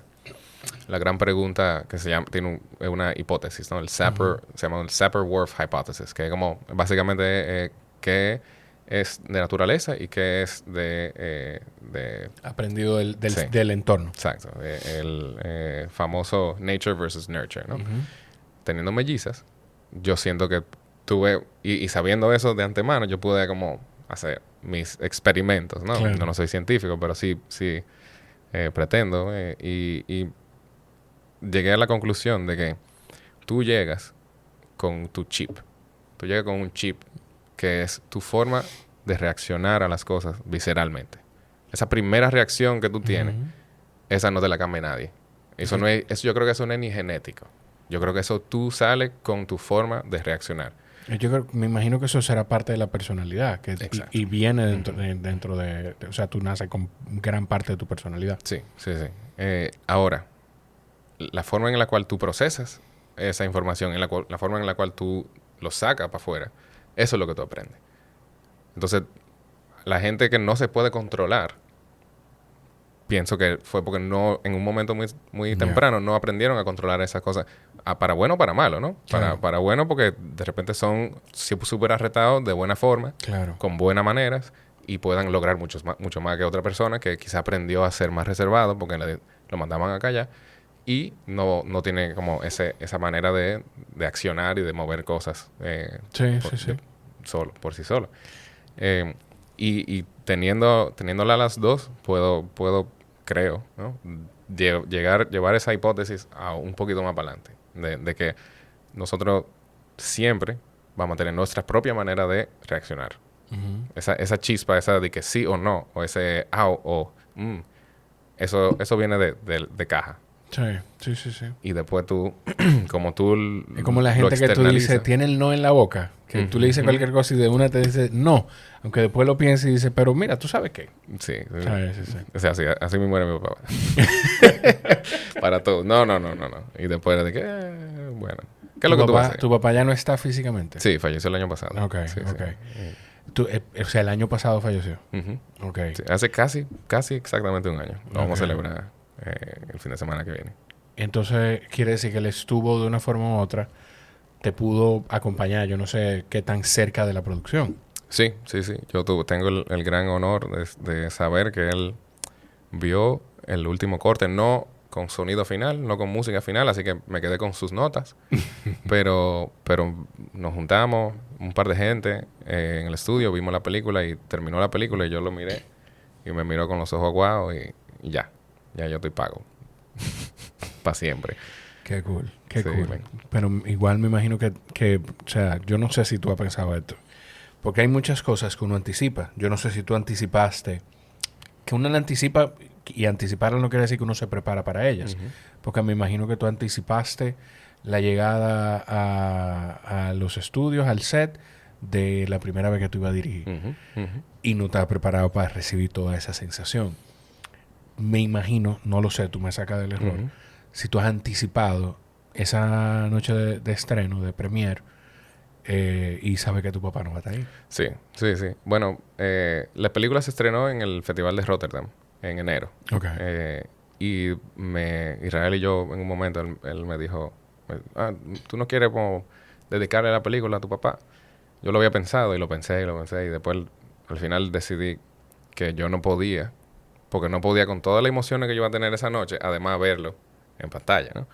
Y luego, aquí, ¿no? Sí, lo he pensado. Pero bueno, ya, sí, esa es la realidad. Hay que esperar llegar a vivir ese momento. Sí. Y te tengo otra pregunta más sobre eso. Yo me imagino que debe ser complicado, pero te tengo una pregunta más sobre eso. Con tus niñas. ¿Cómo es ese proceso? ¿De la muerte? Sí. Dos niñas que tenían 5 años, quizás, en ese momento. Para mí eso fue... Para mí es una de las enseñanzas más grandes de la vida. Y esa me la dio mi papá. Bueno, mis padres me dieron un libro que se llama The Tibetan Book of Living and Dying. El libro tibetano de la vida y la muerte. Que es como una versión... Pero hippie. Sí. Que es una versión actualizada del libro tibetano de la muerte. Que es un texto antiguo. Y ese libro básicamente trata sobre prácticas y cómo tú lidiar y manejar la muerte. Y eso yo lo leí a los 16 años, una vez así. Porque me interesaba mucho la filosofía, me interesaba mucho... bueno, yo llegué a un momento donde, como a los 16 años, que yo renuncié a mi fe católica. O sea, hacia mis padres. En parte porque ya no creía. Y en parte para que me dejaran tranquilo los domingos en la mañana. Y yo les dije que yo iba a hacer mi propia búsqueda, ¿no? Y me pasé un par de años buscando algo espiritual. Si querían ser hippies coherentes, tenían que respetarte eso. Claro. Claro que sí. Entonces, entre mi búsqueda, ese libro fue elemental porque ese me enseñó a que la muerte no hay que tener nada de miedo. La muerte es un umbral más, donde tú dejas este plano momentáneamente. Tú lo dejas y tú lo que tienes que prepararte, porque eso es no añorarlo para nada, ¿no? Pero sí saber cómo aprovecharlo, porque los budistas creen, yo no soy budista 100%, pero sí siento que hay mucho valor en esto. Los budistas creen que en el momento de la muerte se abre una brecha donde si tú estás bien preparado, tú puedes conscientemente tomar un paso hacia arriba, más cerca a Nirvana, ¿no? Entonces tú te vas preparando para ese momento, no queriendo morir, pero sí preparándote sabiendo que eso va a pasar. Entonces tú meditas sobre la muerte, sobre tu muerte. Tú meditas todos los días sobre que se te va a apagar el cuerpo, sobre que ya tú no vas a respirar, y eso te lleva a it grounds you. Que cuando tú abres los ojos... Te aterriza. Te aterriza porque las cosas más importantes se ponen frente a ti, y lo que no era tan importante ya pasa a un segundo plano y ya tú puedes enfocarte en lo que importa de verdad, ¿no? Es profundo, pero es una práctica que hasta para quien no quiere prepararse para la muerte pudiera tomar como ejercicio. Por eso último que tú dices. Porque tú pensar en que va a llegar un momento en el que no vas a estar, en el que, como tú dices, el cuerpo se te va a apagar, lo dijiste ahí, lo que hace es que te pone enfrente qué son las cosas importantes de las que tú debes verdaderamente ocuparte ahora, y a las que tú tienes que dedicarle tiempo ahora. Yo hago eso toda la noche, antes de dormir. Y Ay, me ayuda. Qué delicado, justo antes de dormirte. Me ayuda a dormirme más rápido, ¿no? Porque tú dices, coño, me voy a morir. Bueno, ¡puf! No, mentira. No, pero sí me ayuda como a cerrar el día y a empezar el próximo con un nivel de tranquilidad. De que lo que viene hoy es una bendición, un regalo. Y lo que yo tengo que hacer es lo mejor posible para que el próximo día siga. Entonces, ¿cómo fue esa conversación entonces? Con las niñas. Sí, o sea, tener esa práctica aprendida. La fui entrenando, ¿no? O le fui mostrando la muerte desde muy temprano. Claramente. Muy, muy obviamente. Sin miedo. Porque mi papá siempre tuvo mucho miedo de hablar de la muerte. Mucho miedo. Nunca quería hablar de muertos, de muerte, de espíritu, de cosas. Y eso que él creía en alguna cosa, pero ese tema nunca se podía tratar en la casa. Y en un momento, creo que fue en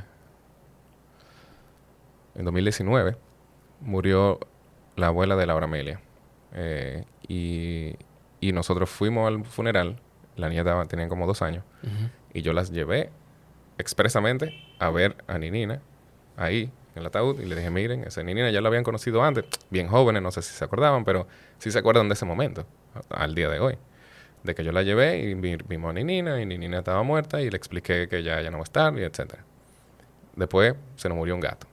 Y hicimos casi el mismo ritual y enterramos el gato. Y la vida y ese gato traía cosas a la casa casi diario, ¿no? Entonces la muerte, y eso es lo mismo. Se sintió claro, sí. Ninina murió y ese lagarto también murió y es la misma vaina.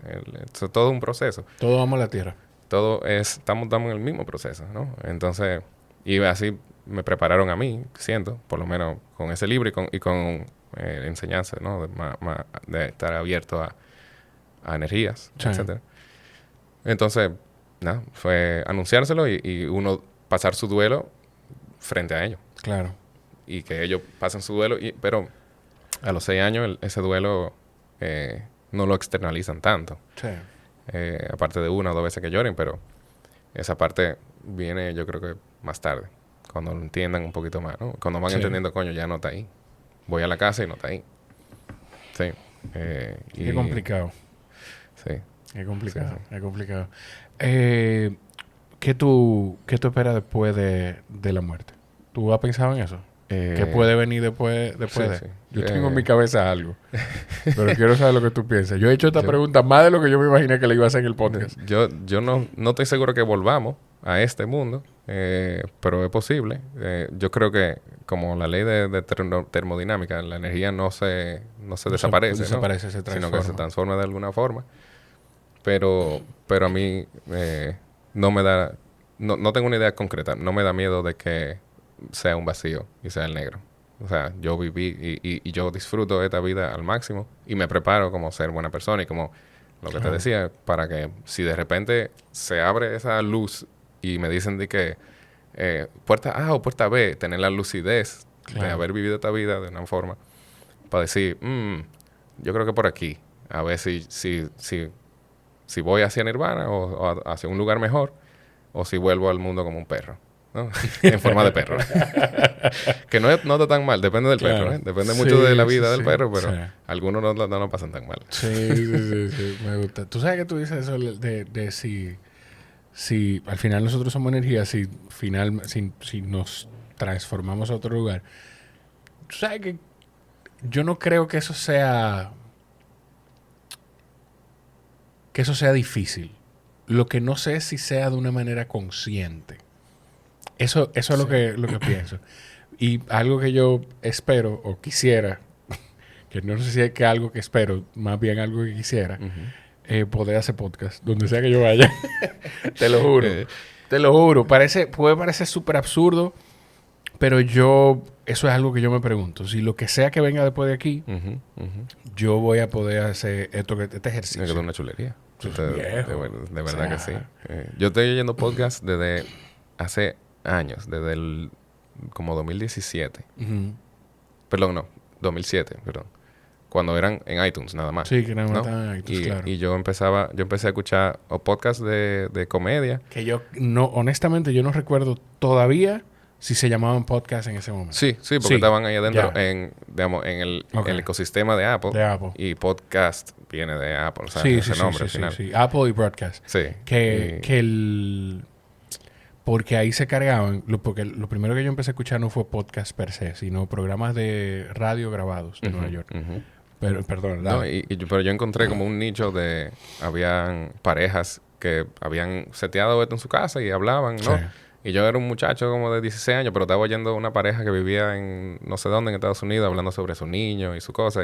Pero me gustaba compartir con esta gente, antes de dormir, compartir que parte de otra vida, ¿no? Claro. O de comedia. O sea, obviamente me encantaba. Encontré rápidamente uno de Ricky Gervais y Steve Merchant, que era como una versión del show que ellos tenían de radio con Carl Pilkington.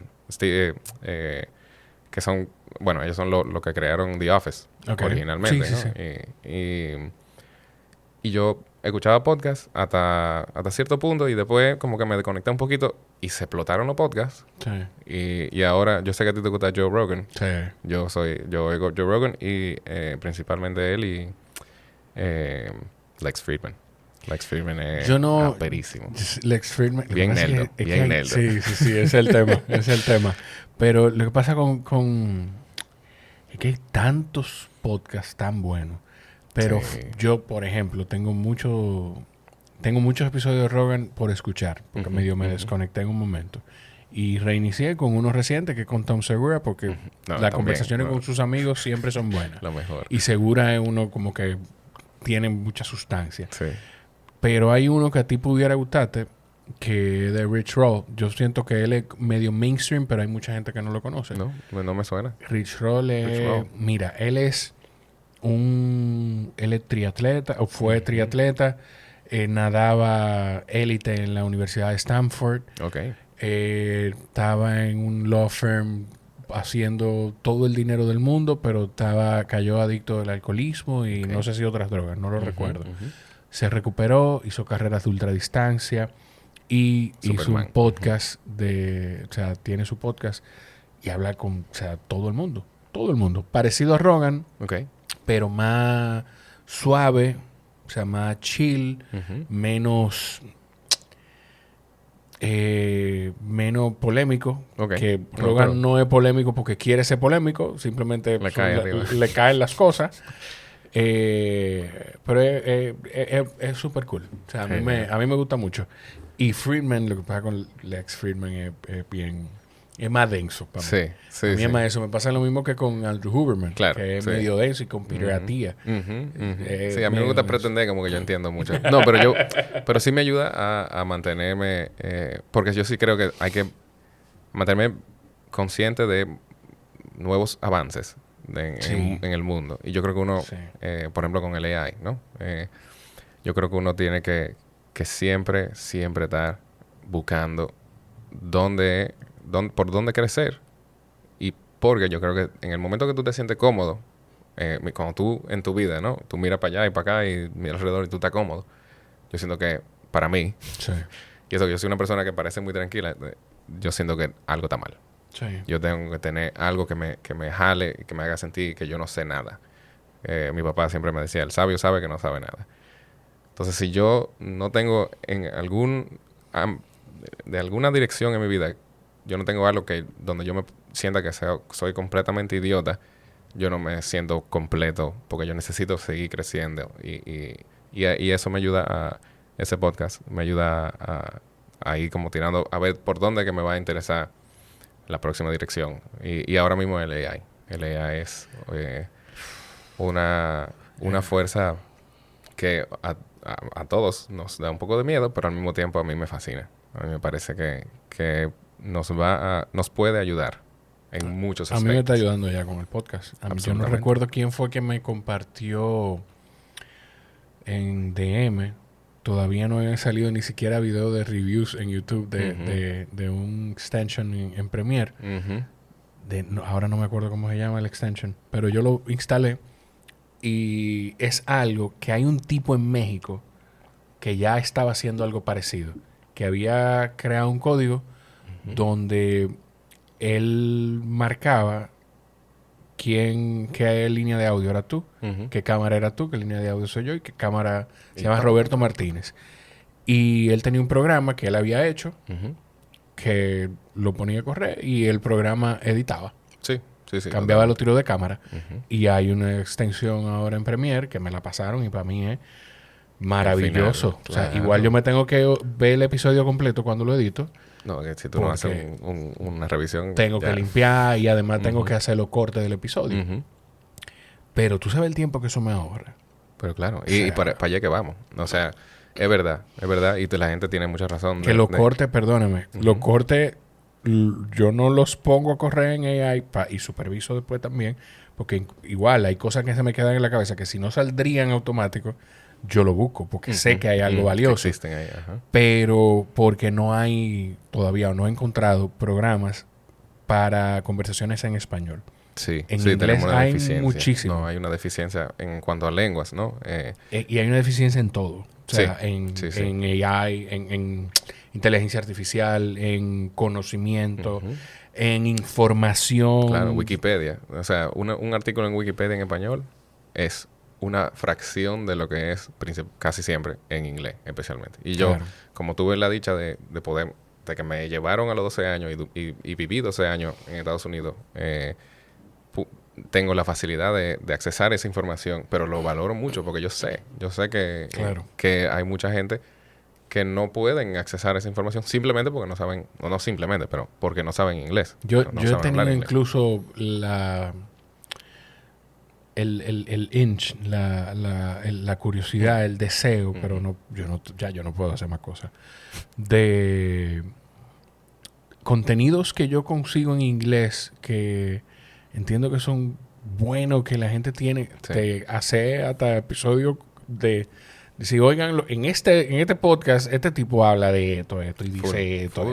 Totalmente. Pero es que si alguien está escuchando y es capaz de hacerlo, adelante, por favor. Por favor. No, sí. Y más hoy en día, que sí se puede hacer hasta con el mismo tono de voz de la persona, ¿no? También. Porque sí, hay toda una vena, o sea, toda una corriente entera de información que, especialmente hoy en día, corre 10,000 veces más rápido que antes, que está pasando y que si tú no entiendes, pues no lo va a entender, no lo va a captar, no lo va a poder disfrutar, no le va a poder caer atrás a otra gente que sí. Y por ahí la inteligencia artificial nos va a facilitar y nos va a hacer otras cosas, o sea, nos va a facilitar hacer cosas más rápido. Sí. Pero por otro lado nos va a limitar la necesidad de nosotros aplicarnos, ¿no? Y eso viene creo que estamos en peligro de nosotros empezar a ponernos, como la gente dice, ¿no? Como ponerse más tonto, más estúpido. Pero no es que nos ponemos literalmente tontos, ¿no? No es que perdemos esas facultades. Es que hacemos... que dejamos de aprender. Sí, exacto. Y eso se llama un andamio mental, mental scaffolding. Cuando tú sabes que tú tienes un celular, donde tú tienes la información y tú puedes buscarla en 5 minutos, tú me puedes decir esa cosa que tú te acordaste, pero no tienes el dato, tú lo puedes buscar. Ok, era esto. Tu mente no lo comete a la memoria de corto tiempo. Claro. Perdón, de largo tiempo. Solamente la tienes ahí cuando tú lo lees y de ahí se borra porque tu memoria RAM, ¿no? Lo que se mantiene borrándose todo el tiempo, sabe que está aquí. Entonces no es necesario guardarlo, como antes, que tú tenías que guardar los números de teléfono y que ahora hasta se nos olvidan las páginas web donde tenemos la información, ¿no? Ahora hay que buscar la página que tiene tal cosa, ¿no? Es por eso. Entonces, nosotros tenemos que hacer un esfuerzo, inverso. Tenemos que hacer el esfuerzo, sabiendo que tenemos esta mega herramienta, tenemos que hacer el esfuerzo inverso para mantener nuestras facultades, porque no hacemos nada con una mega herramienta, sino volvemos unos monos estúpidos, ¿no? Exacto. Y por otro lado, tenemos que inspirarnos en volvernos mejores para poder usar esa herramienta de la mejor manera y para mejores resultados, ¿no? Sí.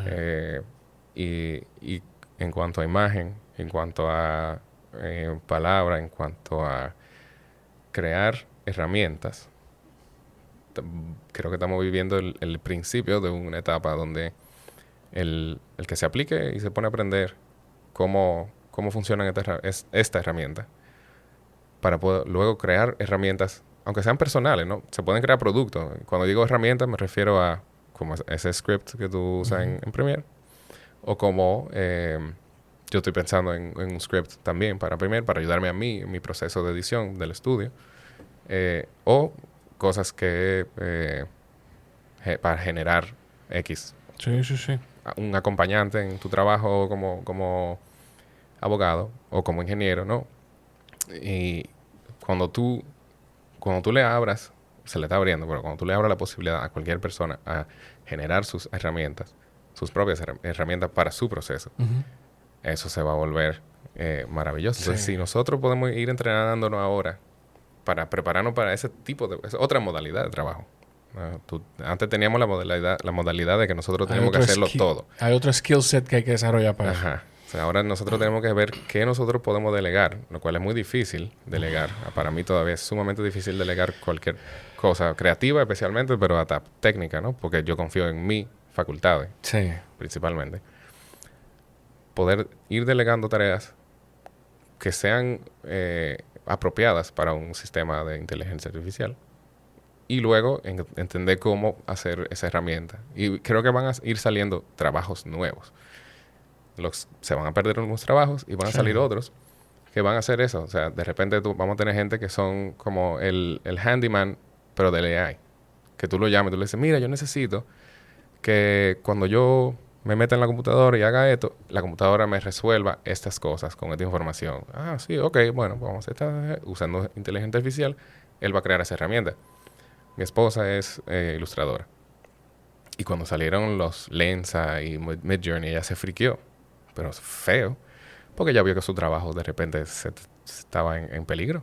Inmediatamente. O sea, literalmente. A ella la contratan y le dicen, yo quiero que una imagen se vea, que sea una imagen de tal cosa y que se vea así. Y eso es lo que tú le dices a Midjourney.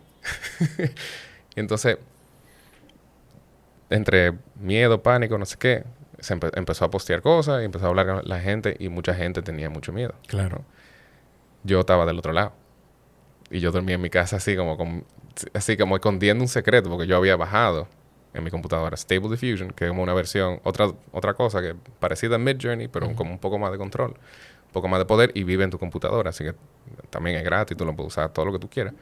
Tú puedes entrenarlo, mucho más versátil. Y ya yo estaba generando imágenes en AI y usándola para mi trabajo, ¿no? Un documental con un fondo, una pantalla verde, y estamos hablando de unos vaqueros. Yo no puedo ir a buscar una película blanco y negro de vaquero o puedo, pero necesito pagar los derechos. Claro. Yo puedo generar una imagen en AI que parecen vaqueros en el llano, tú sabes, americano, y ponerlo en blanco y negro y que sea una imagen fija y que se mueva un poquito, y eso me resuelve. Y no tengo que contratarla a ella para que me haga ese dibujo, ¿no? Pero luego la traje, ¿no? La traje, la puse frente al programa y le dije, mira, úsalo para que tú veas. Y no es tan fácil. Para tú generar una buena imagen, tú tienes que ser una persona con gusto, que tiene que saber articular lo que tú quieres. Tiene que entender un poco sobre cámaras, sobre imagen, sobre color, sobre referencias de otros artistas. Entonces no es que cualquiera va a poder venir a sentarse a hacer la vaina.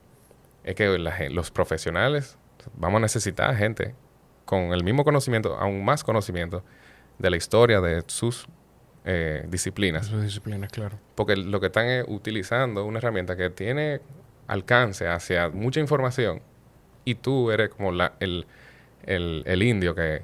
Esa es la flecha y tú eres el indio que crea esa flecha y luego tú lo vas... Y nunca te va a crear una imagen, o bueno, hasta ahora, no te va a crear una imagen final. Te va a crear una imagen y después tú como artista tú lo agarras y tú lo terminas, ¿no? Y ahí ella se calmó. Y dijo, bueno, ok. Entonces, quizás no me contraten para hacer las ilustraciones, pero sí me contraten para usar esto como herramienta. Bueno, perdón, me contratan para hacer las ilustraciones y yo lo uso como herramienta. Lo aplico y luego lo vuelvo mi Lo propia mejor, imagen claro. y lo uso como un boceto, como una referencia, pero generada por mí o por la computadora para ese proyecto particular, ¿no? Y así yo creo que podemos nosotros democratizar ciertas cosas, como la animación. La animación que toma muchísimo tiempo, muchísimo trabajo hacer, ¿no? De repente se facilitan ciertas cosas, no todo, y nunca va a ser lo mismo que la animación Claro, real. claro. Pero sí se facilitan cosas para que un muchacho, un teenager, que le encanta el anime, pueda generar su propio anime. Y eso de repente lo inspira a hacer otra cosa con su vida, ¿no? Y ahí entramos como yo al final fui a Miami, después me fui para Nueva York a estudiar y estudié Bellas Artes. Yo no estudié cine, yo nunca he estudiado cine en mi vida. Y ahí, estudiando Bellas Artes, fui a una escuela de arte muy conceptual, ¿no? Sumamente conceptual quiere decir que no enseñaban casi nada técnico, sino práctica de arte. Y ahí leímos un documento que se llama, de Roland Barthes, que se llama El arte en la era de la reproducción mecánica. En el principio del siglo XX, cuando se empezaron, o medio siglo XX, cuando se empezaron a poder imprimir imágenes de alta calidad a color de obras de arte. Entonces ya tú no tenías que ir a ver... Esa fue una crisis. Sí, ya tú no tenías que ir a ver la Mona Lisa. Tú podías comprar una pintura, una impresión de la Mona Lisa y tenerla en tu casa. Tú no tenías que ir a ver un icono religioso, porque tú podías tenerlo, una imagen en tu casa y venerarlo en tu casa. Entonces la relación a la imagen se cambia. La relación a la imagen ya no se vuelve... la imagen se divide. Se vuelve una imagen como la representación. Y la representación de la imagen tiene su valor. Y luego está la imagen como objeto y la autenticidad de ese objeto y el ritual de ir a ver ese objeto toma otro valor también. Entonces ahora estamos viviendo un momento donde tenemos que redefinir y volver a reconsiderar esa misma pregunta de qué hace una imagen auténtica, Sí. qué significa que la computadora lo genere o que lo genere una mano. Y yo creo que, aunque sí, mucha publicitaria, muchas agencias, mucha gente va a usar AI para generar imágenes que antes contrataban a fotógrafos, pero va a haber todo, se va a mantener, especialmente el high-end, y estoy hablando ya de industria como moda y cosas así, el high-end de todas las industrias van a querer human-made. ¿Sabes? Sí, es que va a ser lo que al final el camino por el que vamos es que lo que no sea inteligencia artificial va a ser artesanal y va a costar más, pero también probablemente te va a dar otras cosas. Te va a dar otras cosas a ti como marca, como empresa, como lo que sea. Y otras cosas también frente a quienes te consumen. Porque yo creo que va a haber un momento que todo lo que salga de AI se va a aparecer. Yo no sé, yo pudiera estar equivocado. Y quizá pasado mañana pienso diferente. Pero yo creo que todo lo que salga de inteligencia artificial se va a empezar a aparecer porque va a llegar un punto en el que si tú no desarrollas más tu cerebro y tu conceptualización... Y Rubén Rodríguez me dijo, cuando empezamos a ver todo el tema de ChatGPT, me dice, Rubén, es que la herramienta te va a dar lo que tú le des. Es un reflejo. Es un Te reflejo va a de dar nosotros. lo que tú le des. Sí, Entonces, si va a haber un grupo de personas que se van a paralizar porque se van a acomodar a lo que la herramienta les está dando y van a quedar planos en un lugar mientras quienes sigamos trabajando cosas artesanales vamos a seguir aprendiendo y desarrollando y se va a ver una diferencia marcada. Totalmente. No sé si eso es muy idealista de mi parte o utópico, pero yo creo que eso es lo que puede pasar. No, yo estoy de acuerdo y yo creo que eso me acuerda de una cosa que pensé cuando empezó ChatGPT. Yo, de hecho, yo llegué a usar GPT-3 como un año antes de que saliera ChatGPT. de nuevo, bien nerdo, ¿no? Buscando cómo interactuar con... Porque yo interactúo con una computadora más que yo interactúo con gente. Y a mí me encanta interactuar con la gente, pero al final por trabajo y por vida, ¿no? Y las computadoras son menos complicadas. Sí. Hacen lo que yo quiero cuando yo se lo pido. Hasta que se trancan, ¿no? Sí. Todo el mundo se tranca. Y me di cuenta cuando salió ChatGPT que la gente, la media, los medios, todo, lo estaban tratando como que era magia. Y eso fue lo que más miedo me dio. Porque la gente de repente no sabían cómo reaccionar a esto porque no lo entendían. Decían que era magia, o sea, lo entendían como magia porque no estaban entendiendo que lo que le estaba repitiendo eran la misma vaina que leyó en el internet. Pensaban que se estaba inventando estas cosas de la nada. Y no es así. Y si tú no sabes eso, pues sí, parece. O sea, tú eres el indio y ese es el español que llegó con una armadura y tú dices, ¿cómo rayo, no? Y te doy estos espejos. Ajá, y tú dices, wow, ¿qué es eso? Pero si tú sabes que lo que te estás repitiendo es lo que leyó en el internet, que creó el hombre, ya es un asistente, es un secretario digital que puede tener un poquito más de acceso a la información, pero no mucho más de Y ahí. puede encontrarla más rápido. Sí. Cuando te da la información correcta, porque esa es otra cosa.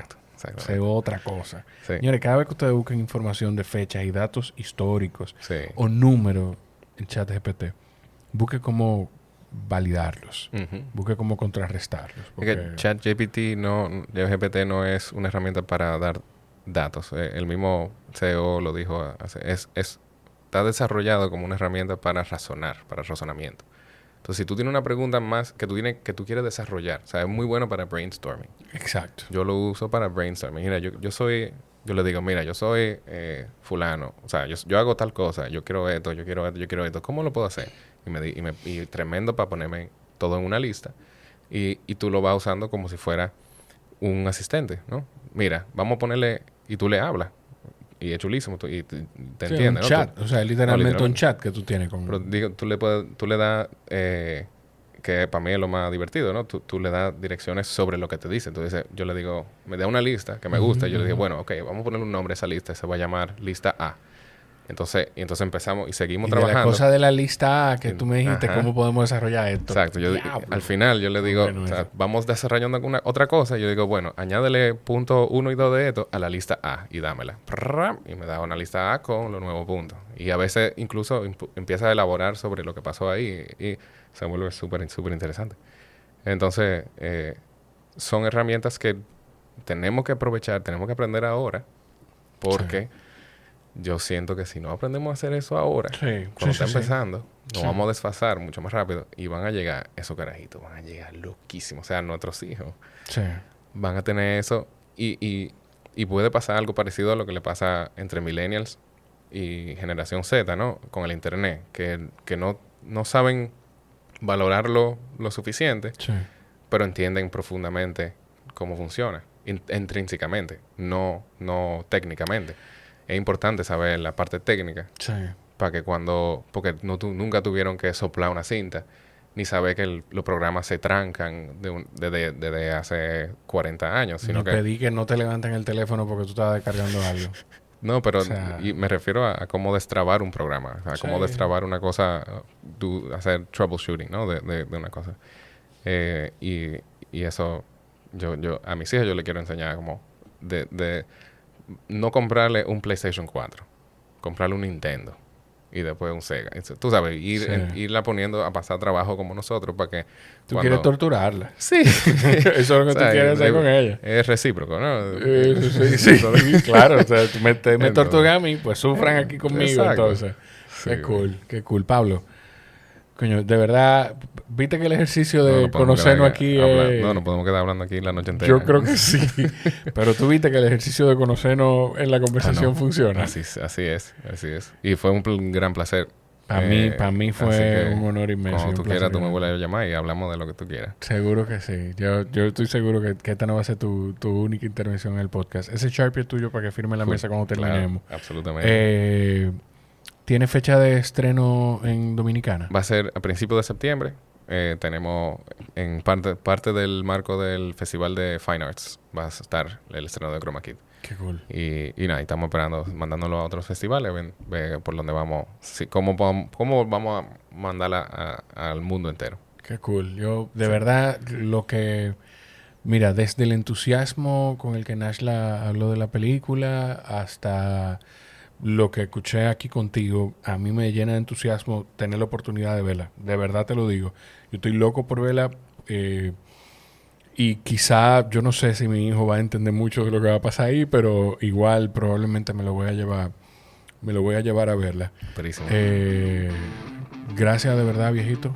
Gracias por tu recibirme. tiempo y gracias por la paciencia también. Siempre, no, igualmente. Si llegaron hasta aquí, ya ustedes saben que lo mejor que pueden hacer para respaldar el contenido del podcast es compartirlo y etiquetar a Pablo. Pablo, ¿tú eres de redes? Sí. Pablo Chea, todo junto, todo minúscula. @PabloChea. Ahí etiquétenlo cada vez que lo compartan. Y desde que salga Chroma Key, corran a los cines a verla. A ti que estás mirando, que te gusta este contenido y que a veces te quejas porque el cine dominicano, ve a ver Chroma Key. O sea, hay cine para todo el mundo. Un honor. Inmenso. Gracias. A ustedes los quiero mucho. Gracias por estar ahí. Nos escuchamos en la próxima. Bye bye.